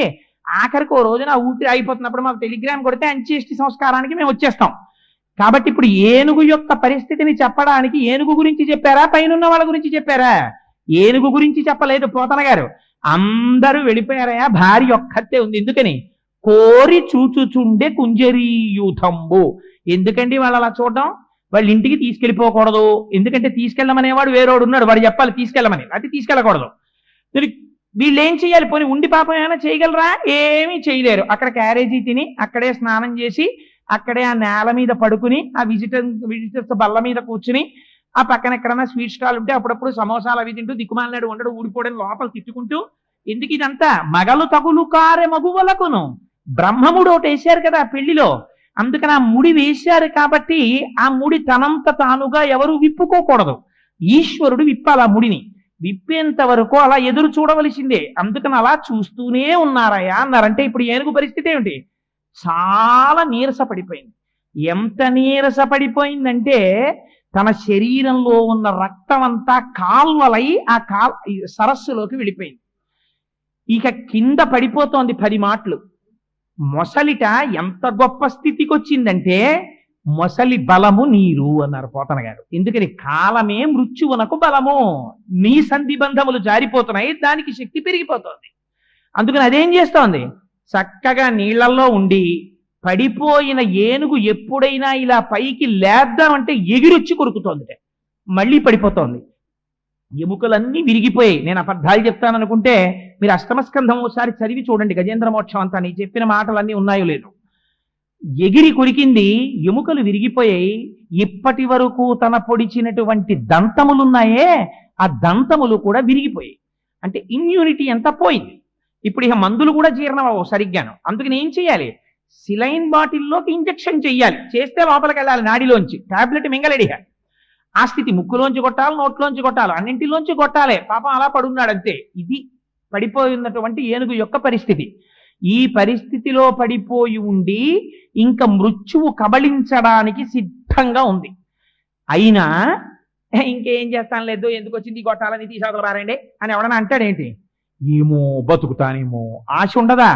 అలా పాపం ఏనుగు కూడా ఏమని ఆలోచించిందంటే, పృథుశక్తిన్ గజమాజలగ్రహముతో పెక్కేండ్లు పోరాడి కనలావు వైరిబలమున్ చింతించి మిజ్జామనోరథమింకేటికి దీనిగెల్వసరి పోలంజాల లాజంచు ఇట్లనే పూర్వపుణ్యఫల దివ్య జ్ఞాన సంపత్తితో. ఇక్కడ ఏనుక్కి ఒక ఆలోచన వచ్చింది. ఎప్పుడు? పడిపోయిన తర్వాత. పడిపోయి ఒక మాట అనుకుందప్పుడు, అరెరే ఎంత ఆశ్చర్యకరమైన పని చేశాన్రా నేను. నానానేక పయూధముల్ వనములోనన్ పెద్ద కాలంబు సన్మానింపన్ 10,00,000 కోటి కరణీనాథుండనయ్యుండి మద్దానాంభ పరిపుష్ట చందన లతాంత ఛాయల్ విహరింపక నీరాశన్ ఇటేల వచ్చితి భయం బిట్లో కదే ఈశ్వరా అది. ఆ ఒక్క పద్యం చాలండి మనం ప్రతిరోజు చదువుకుంటే జీవితాన్ని మార్చేయడానికి. నేను అడవిలో ఉండేవాడిని, 10 లక్షల కోట్ల భార్యలకి భర్తని. ఎంత గొప్పవాణ్ణి అంటే నా మదజలం కారితే ఆ మదజలం చేత చందనపు వృక్షాలు పైకి లేచాయి. అటువంటి గంధపు చెట్ల నీడలో పడుకుని ఉండేవాణ్ణి. హాయిగా గంధపు చెట్ల నీడలో పడుకోక నాకు ఈ కోరిక ఎందుకు పుట్టింది? అసలు నీరాశన్ ఈ సరోవరంలో దిగాలన్న కోరిక ఎందుకు వచ్చింది? దిగాను. నీరు తాగి వెళ్ళిపోతే పోయేదే, తాగి వెళ్ళలేదు. అనవసరంగా నీళ్లలో దిగి అల్లరి చేశాను. భయం బిట్లో కదే ఈశ్వర. ఈ మాట మీరు అండర్లైన్ చేసుకోవాలి గజేంద్ర మోక్షంలో. ఎందుకని? ఆహారము మనకి జంతువులకి సమానం, నిద్ర మనకి జంతువులకి సమానం, ప్రత్యుత్పత్తి మనకి జంతువులకి సమానం. భయము ఇది శరీరగతం కాదు, శరీరంలోంచి రాదు భయం. భయం మనస్సుకి సంబంధించింది. ఈ భయం ఎందుకు వస్తుందంటే ప్రాణం పోతుందేమో అని భయం, మృత్యు వచ్చేస్తుందేమో అని భయం. ఇప్పుడు ఆలోచన ఒకటి కొత్తది వచ్చింది ఏనుక్కి. ఏమని?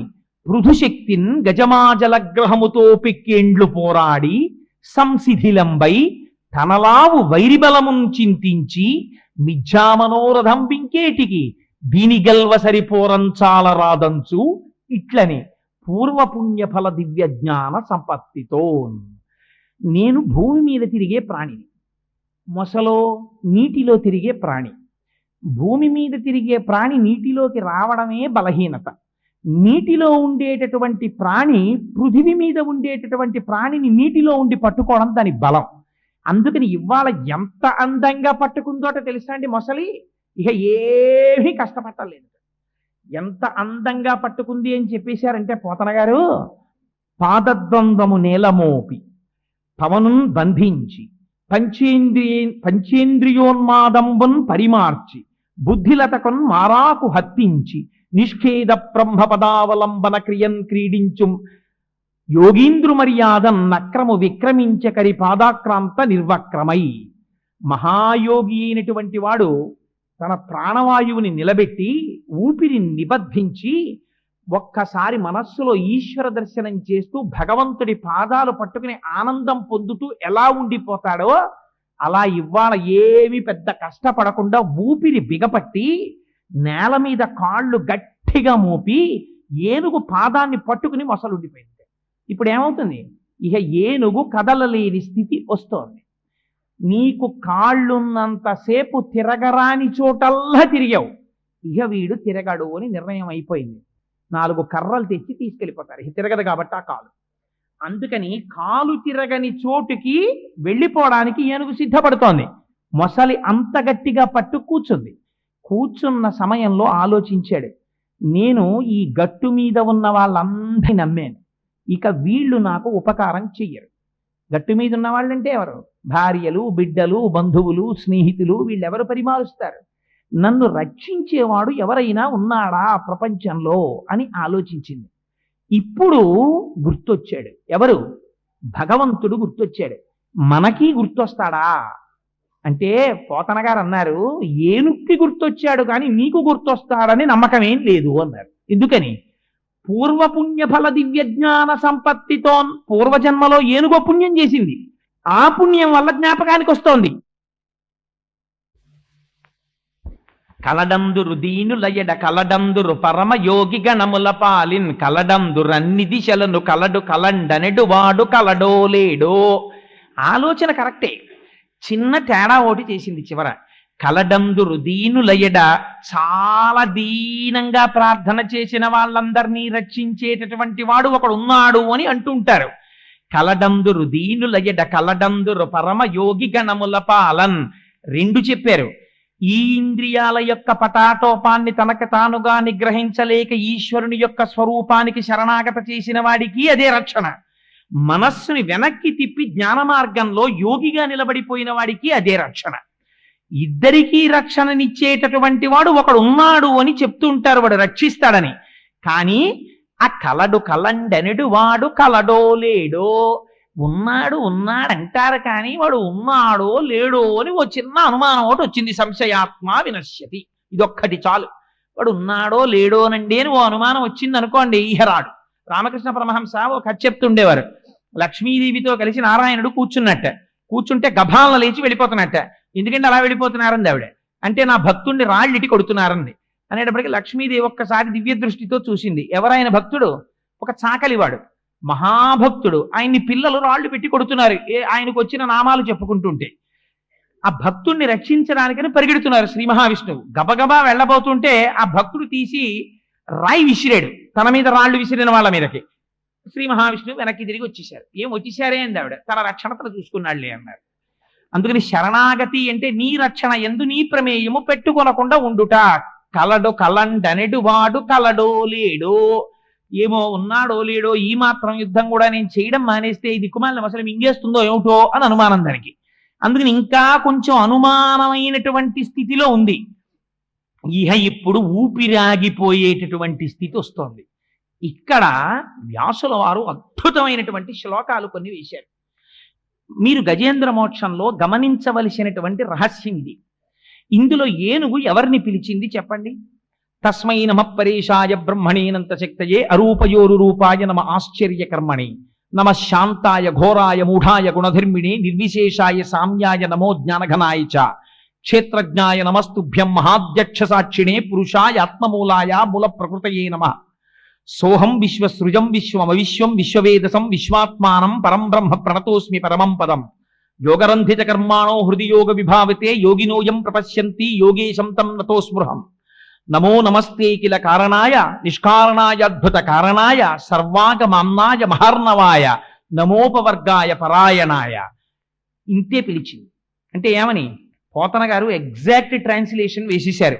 ఎవ్వని చేజనించు జగమెవ్వని లోపల నుండి లీనమై ఎవ్వని యందుడిందు పరమేశ్వరుడెవ్వడు మూల కారణం వెవ్వడనాది మధ్యలయుడెవ్వడు సర్వము తానయైన వాడెవ్వడు వానియత్మభౌ ఈశ్వరునే శరణంబు వేడెదన్. ఈ సమస్త ప్రపంచాలు ఎవరిలోంచి పుడుతున్నాయో, ఎవరిలో నిలబడుతున్నాయో, ఎవరిలోకి వెళ్ళిపోతున్నాయో, ఎవడు ఈ లోకమునంతటినీ రక్షిస్తూ ఉంటాడో, ఎవడు ఒక్కడే అనేక రూపాలలో కనపడుతూ ఉంటాడో, ఆయన నర్తకుని భంగి బహుమూర్తులతోడ ఎవ్వడాడు. ఒక నర్తకుడు ఉంటాడు, ఆయనే అనేక పాత్రలు పోషిస్తూ ఉంటాడు. అలా అనేక రూపాలతో ఒక్కడే ఎవరుంటున్నాడో, ఎవడు ఘోరమైన స్వరూపంతో ఉంటాడో, ఎవడు శాంతమైన స్వరూపంతో ఉంటాడో, ఆయనే పాప ఫలాన్ని ఇచ్చే ముందు ఘోర రూపంతో ఉంటాడు. అందుకనే కదా అఘోరేభ్యో దఘోరేభ్యో ఘోర ఘోరధరేభ్య అని పిలుస్తాం. ఆయనే ఫలితాన్ని ఇచ్చేటప్పుడు శాంత స్వరూపంతో ఉంటాడు. అందుకే కదా నమస్తే రుద్రమన్యవ ఉతోత ఇషవే నమః అంటున్నాం. ఆయనే చాలా కోపంతో ఉంటాడు, ఆయనే శాంతంగా ఉంటాడు. అలా రెండు లక్షణాలు ఉన్నవాడెవడో, ఈ జగత్తంతా వ్యాప్తి చెందినవాడెవడో, స్త్రీ పురుష నపుంసక మూర్తియును కాక తిర్యక అమూర్తియును కాక కర్మ గుణ భేద సరస ప్రకాశి కాక వెనుక నన్నియుతానగు విభుతలంతూ. ఆయన స్త్రీ కాడు, పురుషుడు కాడు, నపుంసకుడు కాడు, కర్మ కాడు, జంతువు కాడు. అటువంటి వాడెవడున్నాడో వాణ్ణి నేను పిలుస్తున్నాను. ఓ కమలాప్త, ఓ వరద, ఓ ప్రతిపక్ష విపక్ష దూర కుయో, ఓ కవియోగి వందిత, ఓ శరణాగతామరానోక, ఓ మునీశ్వర మనోహర, ఓ విమల ప్రభావ, రావే కరుణింపవే తలపవే శరణార్థిని నన్నువే అంది. ఎవరిని పిలిచినట్టు? ఓ కమలాప్త, ఓ వరద, ఓ ప్రతిపక్ష విపక్ష దూర కుయో, అందరికీ కూడా ఆర్తిని తీర్చేటటువంటి వాడా, కమలములకు బాంధవుడైనటువంటి వాడా, లోకములను రక్షించేటటువంటి వాడా, నువ్వు వెంటనే బయలుదేరి రావాలి. కవులందరూ ఎవరిని ప్రస్తుతి చేస్తున్నాడో అటువంటి స్వరూపం కదిలి రావాలి. ఆ స్వరూపం ఆడది కాదు, ఆ స్వరూపం మగవాడు కాడు, ఆ స్వరూపం నపుంసకుడు కాడు, ఆ స్వరూపానికి ఓ స్వరూపం లేదు. అటువంటి వాడెవడున్నాడో వాడు వెంటనే బయలుదేరి వచ్చి నన్ను రక్షించాలి అంటోంది. ఇప్పుడు ఎవరు రావాలి? అసలు ఎవరిని పిలుస్తోందా ఏనుగు? ఇదేమన్నా సంధి ప్రలాపమా? ఇంకా జీవన్ మృత్యువుల రెండింటి మధ్యలో సంధిలో ఉండి ఏదో తెలియక మాట్లాడుతోందా, లేకపోతే నిజంగా ఎవరినైనా పిలుస్తోందా? అలా రావడం కాదుట. ఇన్నాళ్లు తాను ఎప్పుడూ ఈశ్వరుడికి ఒక్క పువ్వు వేసి ఎగదా ఆ ఏనుగు. అటువంటి ఏనుగు ఇవాళ కండిషన్లు పెట్టింది. ఏమని? కలుగడే నా పాలి కలిమి సందేహింప కలిమిలే ములులే కలుగువాడు నా కడ్డబడరాడెనలిన సాధువుల చేబడి సాధువుల కడ్డుబడివాడు లీలతో నామరాలింపడే మొరగుల మొరలెరుంగుచు తన్ను మొరగువాడు ఆది మధ్యాంతములు లేక ఎరలువాడు భక్త జనముల దీనుల పాలివాడు వినడే చూడడే తలపడే వేగరాడే అంది. ఎవరు రావాలట అంటే కలుగడే నా పాలి కలిమి సందేహింప కలిమిలే ములులే కలుగువాడు. నా దగ్గరికి వెంటనే పరిగెత్తుకుంటూ రావద్దా భగవానుడు? ఎందుకు వస్తాడు? కలిమిలే ములులే కలుగువాడు. వీడికి ఐశ్వర్యం ఉందా, ఐశ్వర్యం పోయిందా అని చూడడం ఆయన లక్షణం కాదు. ఒకనాడు ఏనుగు అంత ఐశ్వర్యంతో ఉన్నప్పుడు నాకు పూజ చేయలేదు, ఇప్పుడు మరణ సదృశమైనటువంటి వేదనని పొందుతూ పడిపోయినప్పుడు నేను గుర్తొచ్చానా అని అడిగే లక్షణం ఉన్నవాడు కాడు. వస్తాడు. లీలతో నా మొరాలింపడే మొరగుల మొరలెరుంగుచు తన్ను మొరగువాడు. మామూలుగా వస్తే నేను ఒప్పుకోను. ఎలా రావాలా? వచ్చేవాడు నన్ను రక్షించడం కోసమని రావడంలో నేను పడుతున్నటువంటి కష్టాన్ని చూసి తన్ని తాను మరిచిపోయి పరిగెత్తుకుంటూ రావాలి. మొరగొల మొరలెరుంగుచు తన్ను మొరగువాడు ఆది మధ్యాంతములు లేక ఎరలువాడు. వాడికి ఆది ఉండకూడదు, మధ్యం ఉండకూడదు, అంత ఉండకూడదు, అంతటా వ్యాపించిన వాడు అయి ఉండాలి. అటువంటి వాడు రావాలి. భక్త జనముల దీనుల పాలివాడు వినడే చూడడే తలపడే వేగరాడే. ఎందుకు రాడటువంటి వాడు? అలా రావాలి. వచ్చేటప్పుడు ఎందుకు రావాలట? లావొక్కింతజు లేదు ధైర్యము విలోలంబయ్యే ప్రాణంబులా ఠావుల్ తప్పెను మూర్ఛ వచ్చే తనువుండెన్ శ్రమం బయ్యడిన్ నీవే తప్ప ఇతప్పరం బెరుగా. ఇప్పుడంది మాట. ఇది శరణాగతి. నీవే తప్ప ఇతప్పరం బెరుగ మన్నింపందగున్ దీనునిన్ రావే ఈశ్వరత్మక. లావొక్కింతయు లేదు, ఏ బలం లేదు నాకు ఇప్పుడు. నా శరీరంలో నేను ఇహ మొసలితో యుద్ధం చేయడానికి నాకు శక్తి లేదు. ధైర్యము విలోలంబయ్యే, నా ధైర్యం అంతా నాశనం అయిపోయింది. ధైర్యము విలోలంబయ్యే ప్రాణంబులా ఠావుల్ తప్పెను. ప్రాణములు తమ తమ స్థానములలోంచి కదిలిపోతున్నాయి. ఇహ నీరసం వచ్చేస్తోంది. ప్రాణంబులా ఠావుల్ తప్పెను మూర్ఛ వచ్చే, ఇహ స్పృహ పోతోంది.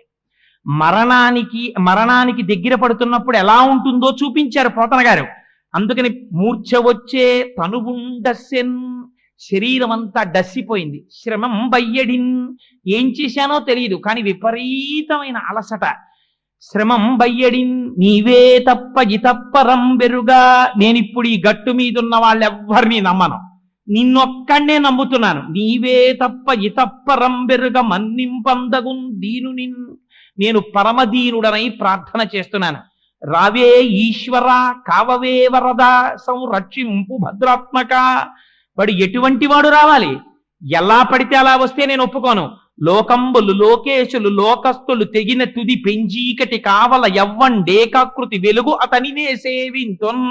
ఈ లోకాలన్నీ లయమైపోయినప్పుడు, లోకంలో ఉన్న వాళ్ళందరూ వెళ్ళిపోయినప్పుడు, విపరీతమైన గాఢాంధకారం అలువుకుపోయినప్పుడు, సూర్యచంద్రులు కూడా లేనప్పుడు ఉండిపోయిన ఒక్కడెవడుంటాడో ఆ ఒక్కడు ఎవడున్నాడో వాడు బయలుదేరి రావాలి. వాడొచ్చి నన్ను రక్షించాలి. ఇన్ని కండిషన్లు పెట్టింది ఏనుగు. పెట్టి ప్రార్థన చేసింది. చివర్లో ఇప్పుడు 33 కోట్ల మంది దేవతలు లేచారట. ఇప్పుడు శరణాగతి చేసింది ఏనుగు. వెళ్ళాలి. ఎవరు వెళ్ళాలి? ఎవరిని పిలిచింది అందులో?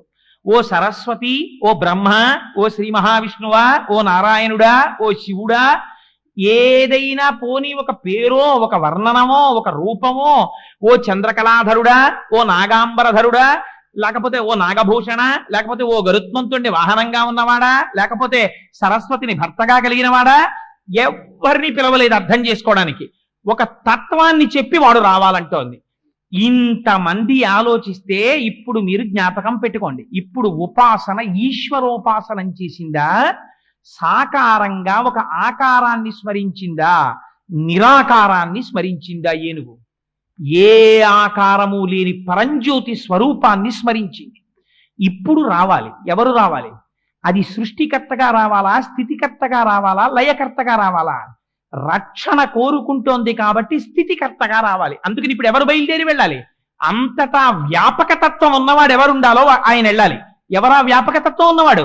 శ్రీ మహావిష్ణువు బయలుదేరి వెళ్ళాలి. అంటే విష్ణు ఒకరు, శివుడు ఒకరు, ఇంతమంది ఉంటారా? పిలిచిన దానిలో లక్షణము విష్ణువుకు అన్వయమవుతోంది కాబట్టి విష్ణు స్వరూపంగా రావాలి. ఇది ఎలా రావాలి? విష్ణువు అంటే సర్వవ్యాపకుడు, అంతటా ఉన్నవాడు రావాలంది. అంతటా ఉన్నవాడు ఎక్కడ లేడు. ఏనుగులో లేడా, మొసల్లో లేడా, అక్కడ నీళ్లలో లేడా, భూమిలో లేడా, చెట్టులో లేడా, పువ్వులో లేడా, చామలో లేడా, అక్కడున్న ఇతర ఏనుగుల్లో లేడా? ఎందులో లేడు? ఎందులోనూ ఉన్నాడు. ఇందుగలడు అందులేడని సందేహము వలదు చక్రి సర్వోపగతుండెందెందు వెదకి చూచిన అందందే కలడు దానవాగ్రని వింటే. మరి అంతటా ఉన్నవాడు అక్కడి నుంచి లేచి ఓ ఒడ్డు నుంచి ఎందుకు రాకూడదు? అలా రాడు. ఎందుకు రాడు? కండిషన్ పెట్టింది. మొరగుల మొరలెరుంగుచు తన్ను మొరగువాడు. ఆ వచ్చేటప్పుడు నా బాధ చూసి తనని తాని మరిచిపోయి రావాలన్నాడు. అందుకని మూలస్థానంలోంచి వచ్చాడు. ఎక్కడి నుంచి వచ్చాడు? అల వైకుంఠపురంబులో నగరిలో ఆ మూల సౌధంబుదాపల మందారవనంతరామృత సర ప్రాతేందు కాంతోపలోత్పల పర్యంకరమా వినోది యగువాపన్న ప్రసన్నుండు విహ్పల నాగేంద్రము పాహీ పాహీయన కుయ్యాళించి సౌరంభియై. ఎక్కడో అలా వైకుంఠపురంబులో. చాలా మంది పెద్దలు చెప్తారు ఇక్కడ దాకా వ్రాసిన తర్వాత పోతన గారికి ఇంకా తర్వాత ఎలా అంధీకరించాలో అర్థం కాలేదు. ఎవరు వస్తారు, ఎందుకు వస్తారు అర్థం కాలేదు. అర్థం కాక సంధ్యావందనం చేసుకొస్తారని భాగవతాన్ని అక్కడ పెట్టి వెళ్ళిపోయారు. వెళ్ళిపోయిన తర్వాత పోతన గారి వేషంలో రామచంద్ర ప్రభు వచ్చి ఈ పద్యాలు పూర్తి చేశారంటారు. అందుకని నిత్యపారాయణ యోగ్యతలో అంత శక్తి ఆ గజేంద్ర మోక్షానికి. తర్వాత పోతన గారు వచ్చి చూసి ఆశ్చర్యపోయారు అంటారు ఆ పద్యాల్ని.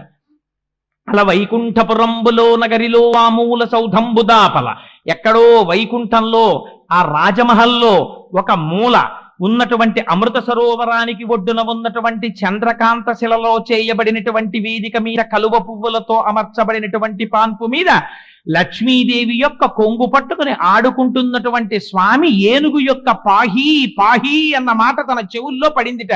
ఏది పాహీ పాహీ? తనని తాను మరిచిపోయి రావాలని ప్రతిజ్ఞ చేసింది. ఇప్పుడు ఎందుకు వస్తున్నాడు? భక్తుడి కోరిక నిలబెట్టడానికి వస్తున్నాడు. శరణాగతి అన్నది ఎంత గొప్పదో చూపిస్తోంది గజేంద్ర మోక్షం. ఈ శరణాగతి చెయ్యడానికి నీకు పూజా మందిరం అక్కర్లేదు. నువ్వు ఎక్కడ ఉండు, నువ్వు శరణాగతి చేసేసేయచ్చు ఈశ్వరుడికి. ఇది నిర్భయత్వాన్ని ఇస్తోంది గజేంద్ర మోక్షం. నువ్వేం బెంగ పెట్టుకోకు, నువ్వు ఎటువంటి స్థితిలో ఉండు.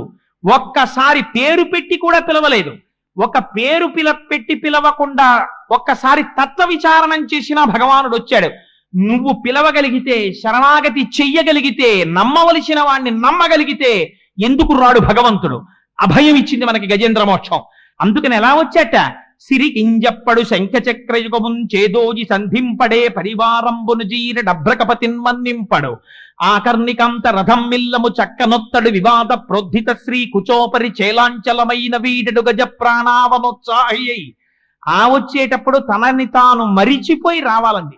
అందుకని సిరికించెప్పడు. లక్ష్మీదేవికి కూడా చెప్పలేదు ఎక్కడికెడుతున్నాడు. చెప్పకుండా శంఖచక్రయుగమున్ చేదోయి సంధింపడు. వ్యాసుల వారు మూలంలో రాసినప్పుడు గరుత్మంతుడి మీద బయలుదేరి వచ్చాడని రాశారు. పోతన గారు రాసినప్పుడు ఆంధ్రీకరించినప్పుడు అలా రాయలేదు. అందుకని సిరికించెప్పడు శంఖచక్రయుగమున్ చేదోయి సంధింపడు ఏ పరివారంబును జీరడు. గరుత్మంతుడి మీదకి ఎక్కలేదు, ఏ పరివారానికి చెప్పలేదు, శంఖచక్రాల్ని చేతిలో పెట్టుకోలేదు. ఆ జుత్తంతా ముడివిడిపోయిలా పడిపోయింది, చివిదుద్దు వరకు వచ్చేసింది. ఆ జుత్తిలా పైకి తీసుకోలేదు. ఆడుకుంటున్న లక్ష్మీదేవి యొక్క పవిట కొంగుని కూడా విడిచిపెట్టలేదు. పెద్ద పెద్ద అంగలేసుకుంటూ వెళ్ళిపోతున్నాడు. పవిట కొంగు ఆయన చేతిలో ఉండిపోయిందేమో. పెద్ద ఆర్తితో పిల్లవాడి కేక వినగానే తండ్రి ఫైల్ రాసుకుంటున్నవాడు పెన్ను పట్టుకు పరిగెత్తుకెళ్ళిపోయినట్టు చేతిలో. పెన్ను ఎందుకయ్యా పట్టుకొచ్చావు? దానికి ఏం అర్థం లేదు. పెన్ను పట్టుకున్నవాడు పట్టుకున్నట్టు వెళ్ళిపోయాడంతే. అలా లక్ష్మీదేవి యొక్క కొంగు చేతిలో పట్టుకున్నవాడు పట్టుకున్నట్టు పరిగెత్తి వెళ్ళిపోతున్నాడు. వెళ్ళిపోతుంటే ఇప్పుడు అమ్మవారి కొంగు చేతిలో ఉండిపోయింది. అమ్మవారు పరిగెడుతోంది. తన వెంటన్ సిరి లచ్చి వెంట నవరోధ వ్రాతమున్ దాని వెనుక పక్షీంద్రుడును ధను కౌమోదికి శంఖచక్ర నికాయంబును నారదుండు ధ్వజనీకాంతుడు తావొచ్చి రొయ్యన వైకుంఠపురంబునన్ కలుగువా రాబాల గోపాలమున్. ఆ వెనకాతల ఇంకా తన వెంటన్ సిరి, ఆ వెనకాతల లక్ష్మీదేవి వచ్చేస్తోంది. లక్ష్మీదేవి వెనకాతల శంఖచక్రాలు వచ్చేస్తున్నాయి, గదొచ్చేస్తోంది, ధనస్సు వచ్చేస్తోంది. ఆ వెనకాతల నారదుడు వచ్చేస్తున్నాడు, విశ్వక్సేనుడు వచ్చేస్తున్నాడు, వైకుంఠంలో ఉన్నటువంటి పరివారం అందరూ వచ్చేస్తున్నారు. అందరూ కలిపి పరుగును వచ్చేస్తున్నారు. వచ్చేస్తుంటే పోతన గారు మనకి లైవ్ టెలికాస్ట్ ఇచ్చారండి. శరణాగతి చేసిన వాడి కోసం పరమాత్మ తీసేటటువంటి పరుగులు ఎలా ఉంటాయో మనకి చూపించారు. తాటంకాచలనంబుతో నటభుజద్ధమ్మిల్ల బంధంబుతో షాటీముక్త కుచంబుతో నృఢ చించత్కంచితో శీర్ణలలాటలేపనముతో మనోహర కరాలగ్నోత్తరీయంబుతో అని కోటీందు ప్రభతో ఉరోజబర సంకోచ ద్విలగ్నంబుతో. అందరికన్నా కష్టపడింది ఎవరయ్యా అంటే మా అమ్మే. ఎందుకని పవిట కొంగు పట్టుకుని వెళ్ళిపోతున్నాడు. వెళ్ళిపోతుంటేట తాటంకాచలనంబుతో ఆ పమిటిలా పట్టుకుని ఆవిడ పరిగెడుతోంది. పాపం పరిగెడుతుంటే ఈ తాటంకములు ఇలా కదిలిపోతున్నాయిట.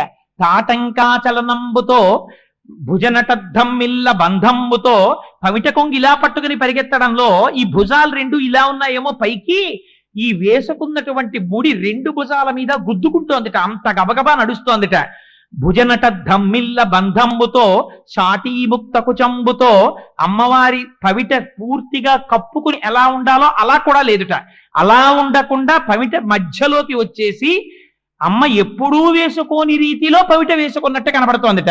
అందుకని షాటీముక్త కుచంబుతో నధుడ చెంచత్కంచితో అంత గబగబా వెళ్లడంలో నడుముకు పెట్టుకున్న వడ్డాణం వదులైపోయి కిందకి జారిపోతోందిట. గణ గణ గణ గణ గంటలు మోగేస్తున్నాయిట.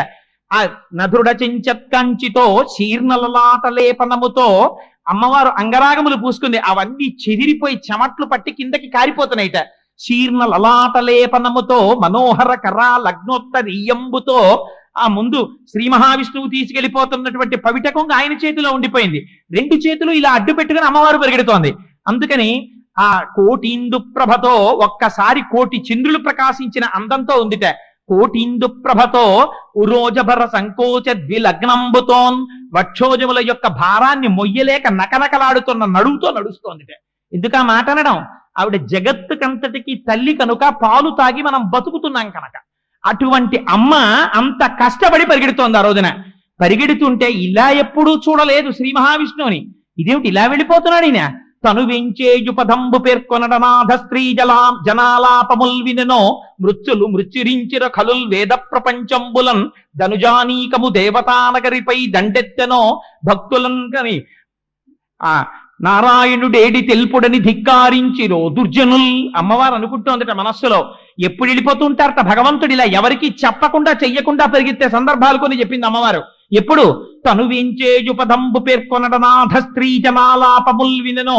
అన్నీ శరణాగతే. ఎప్పుడైనా ఆడవాళ్లు చాలా కష్టంలో ఉండి గోవిందా కృష్ణ అంటే ఇలా పరిగెత్తాడు ఒకసారి. ఇప్పుడు ద్రౌపదీ మాన సంరక్షణం కోసం పరిగెత్తాడు. అందుకని తను వెంచేయు పదంబు పేర్కొనడనాథ స్త్రీ జనాలాపముల్ వినెనో మృత్యులు మృత్యురించుల ఖలుల్ వేద ప్రపంచంబులన్.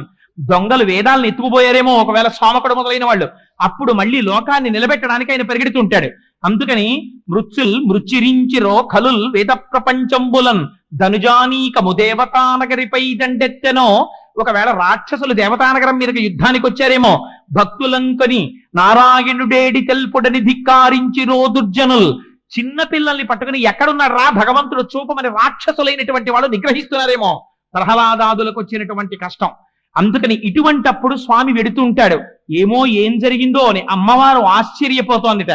ఈ చుట్టూ ఉన్న పరివారం అందరూ వచ్చి, అమ్మా ఇలా ఎప్పుడు స్వామి వెళ్ళడం మేము చూడలేదమ్మా, ఎక్కడికెడతాడో అడగడానికే మాకు భయం వేస్తోంది తల్లి, నువ్వు వెళ్ళడగమ్మా అంటారు వాళ్ళు. ఏమడుగుతుంది?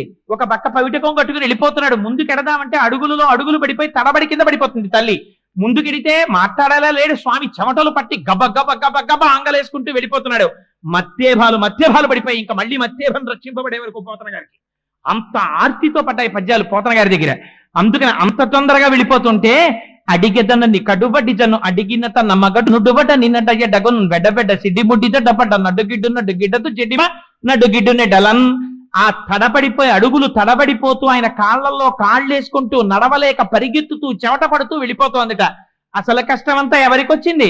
వెళ్ళిపోతున్నాయని బాగానే వెళ్ళిపోతున్నాడు. కష్టాలన్నీ పాపం మామకొచ్చాయి. ఎందుకని? నిటలాలకములంట నివురు జుంజుమ్మ నిముక సరోజము నిండ ముసురుదేంట్లు నలుల నోపక జిల్క అని ఆ చిలుకలు పెదవిని కొలగడానికి వచ్చేట. సుఖములను తోల చెక్షుర్మీనములకు మందాకినీ పాఠీన లోకమెగుచు మీన పంక్తులు దాట మేతీగతో రాయ శంపాలతలు మెంట సరణిగట్టు శంపలను గెలువ చక్రవాకంబులు కుచయుగంబును తాకి కొవ్వు చూపు మెలత మెగులు పిరిది మెరుగు దీవయుపోలె జలదువర్ను వెనుక జనెడునప్పుడు అంట కోతన గారు.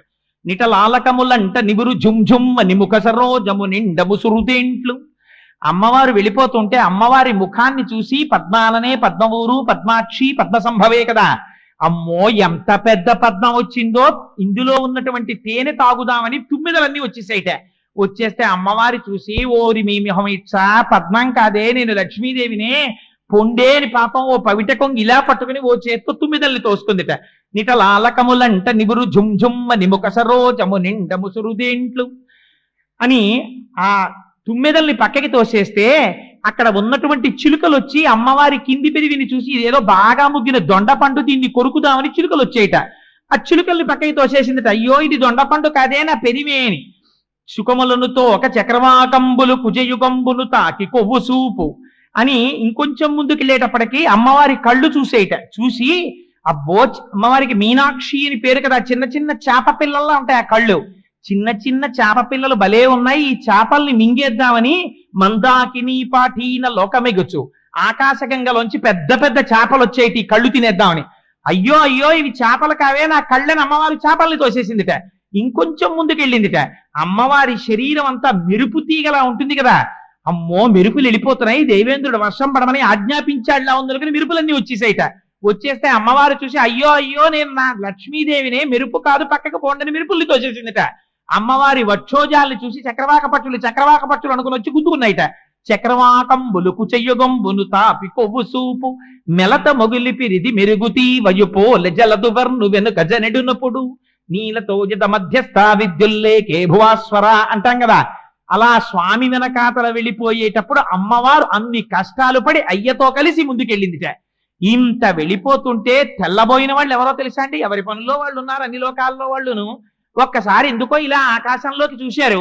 ఉపన్యాసం అయిపోయిన తర్వాత మనందరం బయటికి వెళ్ళేటప్పటికి ఓ పట్టు పీతాంబరం కట్టుకుని శ్రీ మహావిష్ణువు, వెనకాతల తెల్లచీర కట్టుకుని లక్ష్మీదేవి, శంఖం చక్రం అన్ని వెళ్ళిపోతున్నాయి అనుకోండి. మనం ఏమనుకుంటాం? ఒక్కొక్కటి చెప్తాడు. పోతన గారు కూడా అంతే లైవ్ టెలికాస్ట్ ఇచ్చారు. చను దించన్ ఘనుడల్లవాడ హరి పజ్జంగంటి రే లక్ష్మి శంఖ నినాదమ్మది చక్రమల్లదే భుజంగధ్వంసుయున్వాడే క్రన్నన నేతించ నటంచు నమో నారాయణాయేతి నిస్మనులై మృక్రిమింట హస్తి దురవస్థావక్రికించక్రికిన్. ఒక్కొక్కళ్ళు చూశారట. అయ్యయ్యో చూశారా? చను దించన్ ఘనుడల్లవాడ హరి అరిగరిగో స్వామిని చూడండి ఎంత అందంగా ఉన్నారో. జలధరదేహు నాజాను చతుర్బాహు సరసీ అసుత్ర కంకణ కేయూర శ్రీవత్సలంచనంచిత విహారు మరుకుండల ప్రభాజిత కుంతలలాటు వైఢూర్య మణిక నవర కిరీటు. అటువంటి స్వామి ముందెళ్ళిపోతున్నారు. పట్టు పీతాంబరం కట్టుకుని మెడలో కౌస్తుభమాల వేసుకుని, అవన్నీ ఆ వైజయంతిమాల వేసుకుని కౌస్తుభ వజ్రంతో ముందు స్వామి పెడుతున్నారు. చూడండి చూడండి అన్నారు. ఈ పక్కన ఉన్న వాళ్ళు ఉన్నారు పజ్జంగంటిరే లక్ష్మి, అదిగోరా వెనకాట లక్ష్మీదేవి పెడుతోని చూడండి చూడండి అన్నారు. పజ్జంగంటిరే లక్ష్మి శంఖనినాదమ్మలే. వీళ్ళు ఇలా నిలబడిపోయారా? ఆ ప్రొసెషన్ వెళ్ళిపోతోంది. వెళ్ళిపోతున్నప్పుడు చూస్తున్నవాడు ఏమంటాడు? అదిగో అచ్చుసారా అంటాడు. శంఖ నినాదమ్మదే, స్వామివారి చేతిలో శంఖం వెళ్ళిపోతోంది. చక్రమల్లదే, అదిగో సుదర్శనం వెళ్ళిపోతోంది. చక్రమల్లదే భుజంగధ్వంసయున్వాడే, అదిగో గరుత్మంతుడు ఒక్కడు వెనకాలెడుతున్నాడు. ఇవాళ స్వామి నడిచి వెళ్ళిపోతున్నారు. భుజంగధ్వంసయున్వాడే క్రన్నన నేతించ నటంచు వేల్పులు నమో నారాయణాయేతి నిస్పనులై మృక్కిరి మింట హస్తి దురవస్థావక్రికించక్రికిన్. అడిగోరా వెళ్ళిపోతున్నాడు. ఏనుగుని రక్షించడానికి ఎంత తనని తాను మరిచిపోయి పరిగెడుతున్నాడో చూడండి రా స్వామి అని నమో నారాయణాయేతి, స్వామి నమో నారాయణ నమస్కారాలు చేస్తున్నారట. గబ వెళ్ళిపోయాడు తండ్రి. వెళ్ళిపోయి ఒక్కసారి ఆ ఏనుగుని చూశాడు. ఆ మొసలి యొక్క నోటిలో కర్ర నవిలేస్తోంది కాల్ని. అంతిమ శ్వాసతో కన్నుల వెంట నీరు కారిపోతుండగా నిలబడున్నాడు. వెంటనే ఒక్కసారి తన సుదర్శనానికి ఆజ్ఞ ఇచ్చాడు. ఆ చక్రం వెళ్ళింది, పెద్ద చప్పుడు చేసుకుంటూ నీటిలో దిగింది. ఆ మొసలి యొక్క కుత్తుకని కత్తిరించేసింది. ఆ గొంతు తెగిపోగానే తన కాలు బయటికి తీసుకుని అడుగు తీసి అడుగు వెయ్యలేక ఒడ్డున కనబడుతున్నటువంటి స్వామిని చూసి ఒక తామర పువ్వు ఒకటి తొండంతో పట్టుకుని పైకి ఎక్కుతోందిట ఏనుగు. ఎక్కుతుంటే పోతనగారు అన్నారు, మకరమొకటి రవిసొచ్చను మకరము మరి ఒకటి ధనదు మాటున డాగెన్ మకరాలయమున తిరిగెడు మకరంబులు కూర్మ రాసి మరుగున కరిగెన్. మకరం అన్న పేరున్నవన్నీ పారిపోయేట ఆ రోజున లోకంలో. ఎందుకని? ఆ రోజున సుదర్శన చక్రం మకరం అంటే మొసల్ని చంపింది. మకరం అని ఇంకోళ్ళకి ఎవరికైనా పేరుంటే చంపేస్తుందేమోనని మకరం ఒకటి రవిజొచ్చెను. ద్వాదశ రాశుల్లో మకర రాశి అని ఒక రాశి ఉంది. ఆ రాశికి భయం వేసింది. అమ్మో చక్రం వచ్చి దీని పేరు మకర రాశి అని నన్ను చంపేస్తుందేమో అని సూర్యుల్లోకి పారిపోయింది. మకరం ఒకటి రవిజొచ్చెను మకరము మరి ఒకటి ధనదు మాటున డాగెన్. నవనిధులలో మకర నిధి అని ఒక నిధి ఉంది. అది కుబేరుడు చాటుకి వెళ్ళిపోయి దాక్కుందిట. ఇంకొకటి అక్కడ ఉండేటటువంటి మొసళ్ళన్నీ కూడా ఆదికూర్మం సాటికి వెళ్ళిపోయి దాక్కున్నాయిట. ఎందుకంటే అది కూడా శ్రీ మహావిష్ణువు యొక్క స్వరూపం కదా. అందులో ఆదికూర్మం సాటికి వెళ్ళి దాక్కున్నాయిట. అందుకని సృష్టిలో మకరం అని పేరున్నవన్నీ పారిపోయిట ఆ రోజున. మకరం ఒకటి రవిజొచ్చను మకరము మరి ఒకటి ధనతు మాటున డాగెన్ మకరాలయమున తిరిగెడు మకరంబులు కూర్మ రాజు మరుగున కరిగెన్ అని అన్ని మకరాలు వెళ్ళిపోయిట. ఆ పైకి నడవలేక పైకొస్తున్నటువంటి ఏనుగు యొక్క తొండానికి తన ఈ సాయం ఇచ్చి పైకి తీసుకొచ్చారట స్వామి. ఆ రోజున ఎంత దయాళువో చూడండి. ఇప్పటి వరకు ఇంటికి వెళ్ళిపోయిన వాళ్ళందరికీ ఈ విషయం తెలిసింది. సాక్షాత్ స్వామి రక్షించారట వీణ్ణి అని. ఇప్పుడు ఎక్కడెక్కడున్న వాళ్ళు ఎలాగో వెళ్ళిపోతాడు, కొత్త ఆయన వస్తాడు కదా ఇన్ఛార్జి పోస్టులోకి అని చెప్పి సీనియారిటీ లిస్ట్ లో నెక్స్ట్ పేరున్నవాడు ఎవడో చూసుకుంటున్నవాడు వాడితో సహా అందరూ మళ్ళీ పరిగెత్తుకుంటూ వచ్చారు. ఎందుకని బతికేడు పైకెక్కేస్తున్నాడు ఒడ్డు మీదకి. ఇంతమంది పైకొచ్చారట. పైకొచ్చి తుండాలు కలుపుతున్నారు. కానీ ఏనుగు మాత్రం ఏం చేసిందంటే ఆ తామర పువ్వుని తీసుకెళ్లి శ్రీ మహావిష్ణువు యొక్క పాదముల మీద పెట్టింది. పెట్టగానే స్వామి తన అమృతహస్తంతో ఒక్కసారి ఏనుగుని తడివారు. ఎక్కడ లేని జవసత్వాలు మళ్ళీ వచ్చాయి. ఇప్పుడు కూడా తన భార్యల యొక్క తొండములతో తన తొండాన్ని కలిపిందిట. కానీ ఎలా? ఇంతక ముందులాగా తుండంబుల పూరించుచు గండంబుల చల్లు కొనుచు గలగలరవముల్ అవి లేవిప్పుడు. మీరెవరో నేనెవరో, మీకు నాకు రక్షకుడెవరో, ఎవడి పాదములు పట్టుకోవాలో ఎవరిని ఎంతలో పెట్టాలో నాకు తెలుసు. వారి ముందు మీరు ఎవ్వరూ ఏమీ కారు, ఆయన తర్వాతే మీరు అని అస్తమానం అనక్కర్లేదు, ఇక్కడ ఉంటే చాలు అని లోపలనుకుని పైకి చేతులు పట్టుకుందిట. షేక్ హ్యాండ్లు ఇచ్చింది. అందుకని తొండంతో తొండం చుట్టడం అంటే ఇంటికి వచ్చిన వాళ్ళందరికీ షేక్ హ్యాండ్లు ఇచ్చింది. పాపం ఇచ్చి పైకొచ్చింది, సాయుజ్య మోక్షాన్ని పొందేసింది అన్నారు. అంటే ఆ ఏనుగులో ఉన్నటువంటి జీవుడు సాక్షాత్ చతుర్భుజుడైన శ్రీ మహావిష్ణువు ఎలా ఉంటారో అటువంటి స్వరూపాన్ని పొంది ఆయనలోకి కలిసిపోయింది అన్నారు. కలిసిపోతే చనిపోయిన మొసలి పరిస్థితి ఏమిటి? అందులోంచి గంధర్వుడు వచ్చాడు. ఆయన పేరు హూహు. ఆయన పైకొచ్చి స్వామిని స్తోత్రం చేసి గంధర్వలోకానికి వెళ్ళాడు. గజేంద్ర మోక్షంలో మీరు గమనించవలసిన రహస్యం అంతా ఇక్కడే ఉంటుంది. ఎందుకని? ఎవరి ఏనుగు అని అడిగారు. ఏమండి, ఇన్ని కోట్ల ప్రాణులు చచ్చిపోతున్నాయే, ఎవ్వరూ కూడా ఇలా అనలేదే, శ్రీ మహావిష్ణువుని కానీ భగవంతుణ్ణి కానీ ఉద్దేశించి స్తోత్రం చేయలేదు కదా, ఇంత గొప్ప శరణాగతి చేసిన ఈ ఏనుగు ఎవరు? పూర్వపుణ్యఫల దివ్య జ్ఞాన సంపత్తితో. ఏమండి, మనకు మోక్షం వస్తుందా? ఎందుకండి పూజలు అంటుంటాడు. మోక్షం వస్తుందా అని అనకు, నోరంతా తెరవక్కర్లేదు. నువ్వు ఈ జన్మలో మొదలుపెట్టు. ఒకసారి కైంకర్యం పూజ మొదలు పెడితే ఇది వచ్చే జన్మలో నీకు ఉపయోగపడచ్చు. ఈ ఏనుగు ఒకనాడు పాండ్యదేశాన్ని పరిపాలించిన ఇంద్రద్యుమ్న మహారాజు గారు అష్టాక్షరీ మహామంత్రాన్ని అనుసంధానం చేద్దామని రాచకోట విడిచిపెట్టి ఊరు బయటకొచ్చి ఓ కొండ మీద కూర్చుని రాజుగారు పాపం ఆ మహామంత్రాన్ని ఉపాసన చేస్తున్నారు. ఉండగా అక్కడికి ఎవ్వరూ ఊహించనటువంటి రీతిలో కలశజుండ చోటికి వచ్చి లేవక పూజింపక ఉన్న మౌనికని నవ్యక్రోధుడై మూఢా లుబ్ధకరీంద్రోత్తమ యోని పుట్టుమని శాపంబిచ్చ భూవల్లభ ఒకనాడాన్రుపుడచ్యుతున్మనములో నూహించుచున్మౌని అయి ఎకలంక స్థితియున్నచో. ఆ రాజు అక్కడ కూర్చుని మౌనంగా అష్టాక్షరీ మంత్రాన్ని జపం చేసుకుంటుంటే అగస్త్య మహర్షి వచ్చారు. నేను అష్టాక్షరీ మహామంత్రాన్ని అనుసంధానం చేసుకుంటున్నాను, అగస్త్యుడు వస్తే మాత్రం లేవడం ఎందుకు? లేవలేదు ఆ ఇంద్రద్యుమ్న మహారాజు గారు. మీరు ఎంత పూజ చేసుకుంటూ ఉండండి, పూజ కన్నా గొప్పది ఇంటికి భాగవతులు రావడం. అసలు ఇంట్లో కార్యం నెరవేరిందని గుర్తు ఏమిటో తెలుసా? ఇంటికి శుభం జరుగుతుంది అని గుర్తు ఎప్పుడు అంటే ఇంటికి శుభం జరుగుతుంది అని గుర్తు మహాత్ములైన వాళ్ళు ఆ ఇంట్లో అడుగు పెట్టినప్పుడు. ఊరక రారు మహాత్ములు వారధముల ఇండ్ల కడకు బొచ్చుటలెల్లన్ కారణము మంగళములకు నీవొచ్చుట శుభము మాకు నిజము మహాత్మా. ఆయనే అనవసరంగా అదే పనిగా తిరిగేవాడు కాడు, ఎందుకో వచ్చాడు. ఆయన రావడం నీ ఇంటికి మంగళప్రదం. ఆ వచ్చినటువంటి వాడు శూన్య హృదయంతో అవమానింపబడి సత్కరింపబడక వెళ్ళిపోయాడు అనుకోండి, అందువల్ల ఈశ్వరుడికి అపారమైన ఆగ్రహం కలుగుతుంది. దానివల్ల వాడు పొందేటటువంటి విపత్తు అంతా ఇంతా కాదు. అందుకని రక్షించాలనుకున్నాడు అగస్త్యుడు. నేను వచ్చాను. అగస్త్యుడంటే సామాన్యుడు కాడు, మహానుభావుడు. అటువంటి అగస్త్య మహర్షి వస్తే లేవలేదు ఇంద్రద్యుమ్న మహారాజు గారు. అష్టాక్షరీ మంత్రం చేసుకుంటున్నాను అనుకున్నాడు. లేవకపోయినటువంటి కారణం చేత కాళ్ళకి నీళ్ళిచ్చి తాగమని కాస్త ఆచమనీయం ఇవ్వకపోయినటువంటి పాపానికి రాబోవు జన్మలలో అనుభవించవలసినటువంటి పాప ఫలితాన్ని ఊహించి ఉద్ధరించడం కోసమని అనుగ్రహించాడు. అది శాపం అంటే. ఎన్ని కోట్ల జన్మలో ప్రవర్తించావు కాబట్టి ఏనుగు యోనిలో జన్మించు అన్నాడు. అందుకని ఏనుగు యొక్క లక్షణాలు వచ్చాయి. పృథుశక్తిన్, భూమిని పట్టుకుని ఉండడం అంటే సంసారంలో మగ్నుడై ఉండడం. అన్ని ప్రాణుల కన్నా తక్కువ ఎగిరేది ఏనుగు. ఏనుగు ఎక్కువ ఎగరలేదు, ఎందుకంటే తన ఒంటి బరువే తనకి అడ్డొస్తుంది. అలా మనం ఈశ్వరుడి వైపుకి ఉన్ముఖం కాలేం, ఎందుకని లోపల సంసారం అనే బరువు మనకు ఉండిపోయింది. అందుకని మనకదే చెప్తున్నారు. అందుకని భాగవతారాధనము చేయనటువంటి పాపము చేత ఈ జన్మలో ఏనుగు యోని ఎందు పుట్టాడు. కానీ గత జన్మలో పుణ్యం ఉంది, స్వామిని ఆరాధించిన పుణ్యం. ఆ పుణ్యం ఎప్పుడెక్కడికి వచ్చింది? ఖచ్చితంగా ఊపిరి ఆగిపోయేటటువంటి సమయంలో ఈ పుణ్యం పనికొచ్చి ఈశ్వరనామం చెప్పించింది. అందుకని ఈ జన్మలో నువ్వు చేసుకున్న పుణ్యం వచ్చే జన్మలో నిన్ను కాపాడవచ్చు, అప్పుడు రావచ్చు మోక్షం, చెప్పలేం. అందుకని మోక్షం వస్తుందా అండి అని ఇంత నోరు తెరిచి ఏమీ చేయడం మానేస్తే పుడుతూనే ఉంటావు.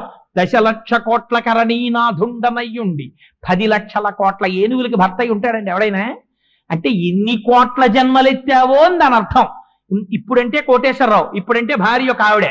ఇంతకు ముందు ఈ ఉపాధిలో ఉన్న జీవుడు ఏ శరీరంలోంచి వచ్చాడో, ఒకనాడు నేను ఒక కుక్కనై ఉండుండొచ్చు, అప్పుడు నాకు ఒక ఆడకుక్క నా భార్య అయి ఉండొచ్చు, నేను ఒక పందినై ఉండొచ్చు, ఒక ఆడపంది నా భార్య అయి ఉండొచ్చు.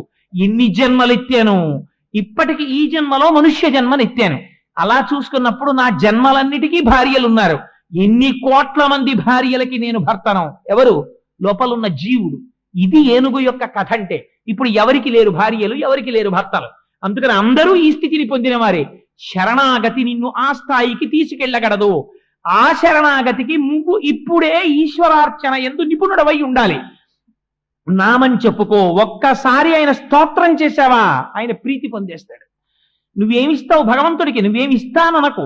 ఆయన నామం ప్రీతితో చెప్పుకుంటుండు, ఆయనే నీకు రక్షకుడై కాపాడతాడు. ఇది మనకి నేర్పింది. మరి ఒకే శ్రీ మహావిష్ణువు చక్ర ప్రయోగం చేశారు, ఆ మొసలి సంహరింపబడింది. మొసలికి మోక్షం వచ్చిందా? రాలేదు. కారణం ఏమిటి? గత జన్మలో మొసలి యొక్క స్థితి వేరు. ఎందుకని? ఆయన హూహు అన్న గంధర్వుడు. ఆయన నీటిలో నిలబడి స్నానం చేస్తున్నాడు. చుట్టూ అప్సర స్త్రీలను పెట్టుకుని ఉన్నాడు. వాళ్ళతో క్రీడిస్తూ స్నానం చేస్తున్నాడు. స్నానం చేస్తూ ఉండగా అక్కడికి దేవల మహర్షి అనబడేటటువంటి మహర్షి వచ్చారు. ఆయన కూడా స్నానం చేస్తున్నారు. స్నానం చేస్తున్నప్పుడు మహాత్ముల్ని వెటకారం ఆడడం, మహాత్ముల్ని చిన్న చూపు చూడడం అదొక గొప్ప విషయం అనుకుంటారు. చూడాయన పంచి ఎలా కట్టుకున్నాడో, చూడాయన ఎలా మునుగుతున్నాడో, ఆ డొక్కల్లో ఎముకలన్నీ బయటికి వచ్చేసి లోపల గట్టిగా కోస్తే 5 కేజీలు మాంసం ఉండదు, పెద్ద మహర్షి చేతిలో ఓ దండం పట్టుకుని ఎలా మునుగుతున్నాడో చూడు అని వెటకారం ఆడుతున్నాడు. వీళ్ళందరూ నవ్వుతున్నారు. వీళ్ళని బాగా నవ్వించాలనుకున్నాడు. మదోన్మత్తుడయ్యాడు. నీట మునిగి ఆయన కంట పనకుండా ఆయన దగ్గరికి వెళ్ళి ఆయన కాళ్ళు పట్టుకు లాగేశాడు. ఆయన నీటిలో పడిపోయారు. పడిపోయి పైకి లేచారు. అరే రే, నా కాళ్ళు పట్టుకు లాగి నేను నీటిలో పడిపోతే నీ చుట్టూ ఉన్న స్త్రీలు చూసి నవ్వారని ఇంత దుర్మార్గమైన పని చేశావు. నీ సరదా తీరడానికి నీటి లోపలే ఉండి కాళ్ళు పట్టుకోవడమే ప్రయోజనంగా కలిగిన మొసలి జన్మ ఎత్తెదవుగాక అని శపించాడు. మొసలికున్న దౌర్భాగ్యం ప్రపంచంలో ఏమిటో తెలుసా అండి? మొసలికొక్కదానికే వాసపుణ్యం ఉండదు. అది త్రివేణీ సంగమంలో ఉండనివ్వండి. త్రివేణీ సంగమంలో బతికున్న నాళ్ళు మొసలి ఉండనివ్వండి, దానికి స్నానం చేసిన ఫలితం దాని ఖాతాలో వేరు. ఎందుకు వేరో తెలుసా? నీళ్లల్లో ఉంటుంది కానీ శరీరం అంతా నీళ్లల్లో పెట్టి ముక్కొక్కటే పైకి పెట్టి దాని పని ఏమిటంటే ఎవరు నీళ్లల్లో దిగురుతున్నారు, ఎవరిని పట్టుకుందాం, ఇదే ఆలోచన పెట్టుకుని ఎప్పుడు నీటి అడుగు నుంచి వచ్చి ఎవరి కాలు పట్టుకు లాక్కెళ్ళిపోదామనే చూస్తుంటుంది. మనస్సులో ఉన్న పాప ప్రవృత్తి చేత పైనున్న ఉపాధి త్రివేణి సంగమంలో ఉన్న మొసలికి మాత్రం ఇహ పుణ్యం రాదు. అందుకని అంత భయంకరమైన జన్మనిచ్చారు. ఎక్కడ పడ్డాడు? వెళ్ళి త్రికూటాచల పర్వతం మీద ఉన్నటువంటి సరోవరంలో పడ్డాడు. ఎప్పుడు నీకు మళ్ళీ శరణం అంటే చక్రధారలకి నీ గొంతు తెగిపోవాలి. తెగిపోతే నీకు మోక్షం అన్నారు. నువ్వు ఈ మోక్షం కాదు, మోక్షం ఇవ్వరు. ఎందుకని? గత జన్మలో పుణ్యం కాదు, ఈశ్వరనామం కాదు చేసింది, ఇంద్రద్యుమ్న మహారాజు గారు చేశారు, మోక్షం వచ్చింది. నువ్వు అపచారం చేశావు. అందుకని మళ్ళీ పూర్వం ఏ స్థాయిలో ఉన్నావో అక్కడికే పెడతావంతే. అందుకని విష్ణు దర్శనం అవలేదా? అయింది. హూహుకి స్తోత్రం చేశాడు, అయినా మోక్షం వచ్చిందా? రాదు. మళ్ళీ హూహు అవుతాడంతే. అయ్యి ఎక్కడికి వెళ్ళాడు? మళ్ళీ గంధర్వలోకానికి వెళ్ళిపోయాడు. ఎంత చేసుకున్న వారికి అంత. అందుకని 1000 నామాలు వచ్చాయి. సహస్రనామాలు రావడానికి కారణం ఏమిటి? ఆర్తితో నువ్వు చెప్పుకోగా చెప్పుకోగా చెప్పుకోగా ఎక్కడో అక్కడ ఈ పుణ్యం నిన్ను కాపాడుతుంది. అందుకని వచ్చాయి సహస్రనామాలు, ఇన్ని రూపాలు. అయితే నామరూపాలు ఎందుకు పరమాత్మకి? అందుకని హూహు మళ్ళీ గంధర్వుడై వెళ్ళిపోయాడు.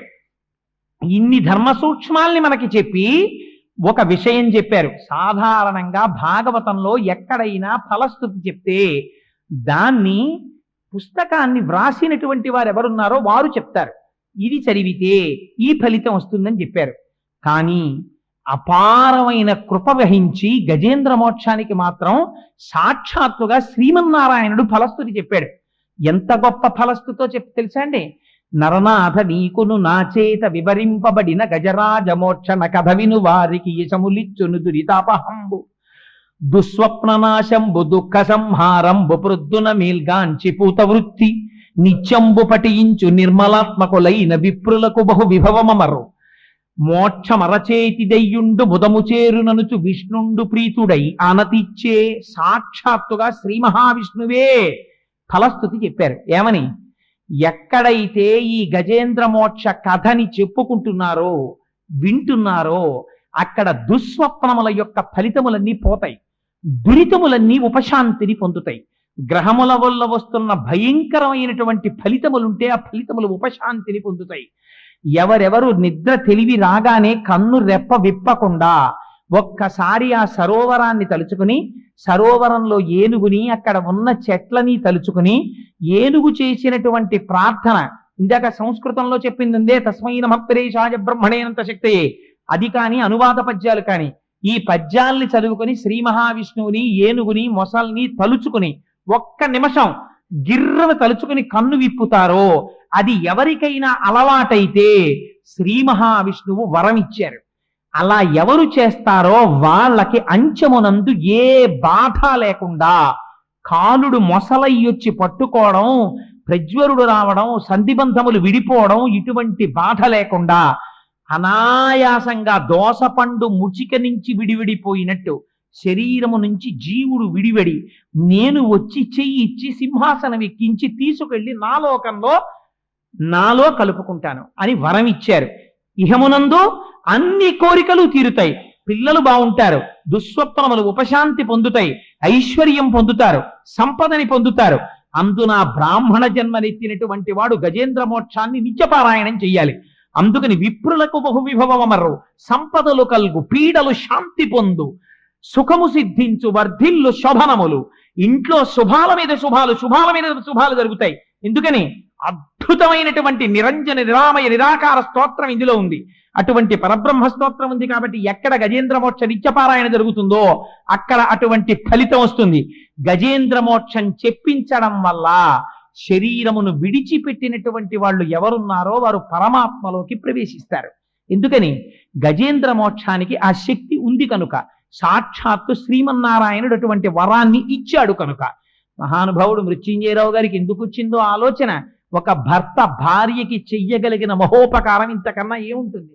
తనకి ధర్మపత్నిగా ఉండి చాలా కాలం తనతో కలిసి జీవితాన్ని గడిపి తనకి సత్సంతానాన్నిచ్చి 5వ తనంతో తన చేతుల మీద వెళ్ళిపోయినటువంటి భార్య ఏ ఉపద్రవం లేకుండా మళ్ళీ ఇంకొక శరీరాన్ని పొందవలసిన అవసరం లేకుండా ఆవిడ ఈశ్వరుడిలోకి ప్రవేశించడానికి ఆవిడ పేరు మీద గజేంద్ర మోక్ష కథా కాలక్షేపం ఇక్కడ జరగాలి అని వారు నిర్ణయించుకున్నారు. ఇది ఈశ్వర ప్రచోదనం. లేకపోతే ఇంకో కార్యక్రమం పెట్టుకోకూడదా? ఆ కార్యక్రమం వెళ్ళిపోయినటువంటి జీవుణ్ణి ఆత్మలోకి కలపలేదు. కలపగలిగినటువంటి శబ్దశక్తి కలిగినది ఒక్క గజేంద్ర మోక్షమే. అందుకని వారు అడిగారు, అంతకన్నా నా జన్మకి ధన్యమే ఉంటుంది? ఒక మహాపురుషుడికి, అటువంటి సత్సాంప్రదాయం కలిగినటువంటి వ్యక్తికి నా కంఠం ఉపయోగపడగలిగితే, అటువంటి వారి యొక్క ఆత్మకి ఉద్ధరించడానికి నా కంఠములోంచి వచ్చే శబ్దం ఉపయోగపడగలిగితే నా జన్మ ధన్యమవుతుంది. 4 మాటలు ఈశ్వరుడి స్తోత్రంగా చెప్పుకోవచ్చని వచ్చాను తప్ప నాకేదో వచ్చనో మీకు రాదనో నేను చెప్పగలిగిన వాళ్లనో మీరు నా దగ్గర నేర్చుకోవలసిన వాళ్లనో చెప్పిన వాళ్లను కాను అని పునః విజ్ఞాపన చేస్తూ మంగళాశాసన పరై మదాచార్య పురోగమై సర్వైశ్చ పూర్వైరాచార్యై సత్కృతాయాస్తు మంగళం. మంగళం కోసలేంద్రాయ మహనీయ గుణాత్మనే చక్రవర్తి తనూజాయ సర్వభౌమాయ మంగళం. ఉమాకాంతాయ కాంతాయ కామితార్థప్రదాయినే శ్రీగిరీశాయ దేవాయ మదినాథాయ మంగళం. కరచరణ కృతం వా కర్మ వాక్కాయజం వా శ్రవణనైనజం వా మానసం వాపరాధం విహితం వా సర్వమేత్తక్షమస్వ. శివ శివ కరుణాబ్ధే శ్రీ మహాదేవ శంభో. సర్వం శ్రీ ఉమామహేశ్వర పరబ్రహ్మార్పణమస్తు. స్వస్తి.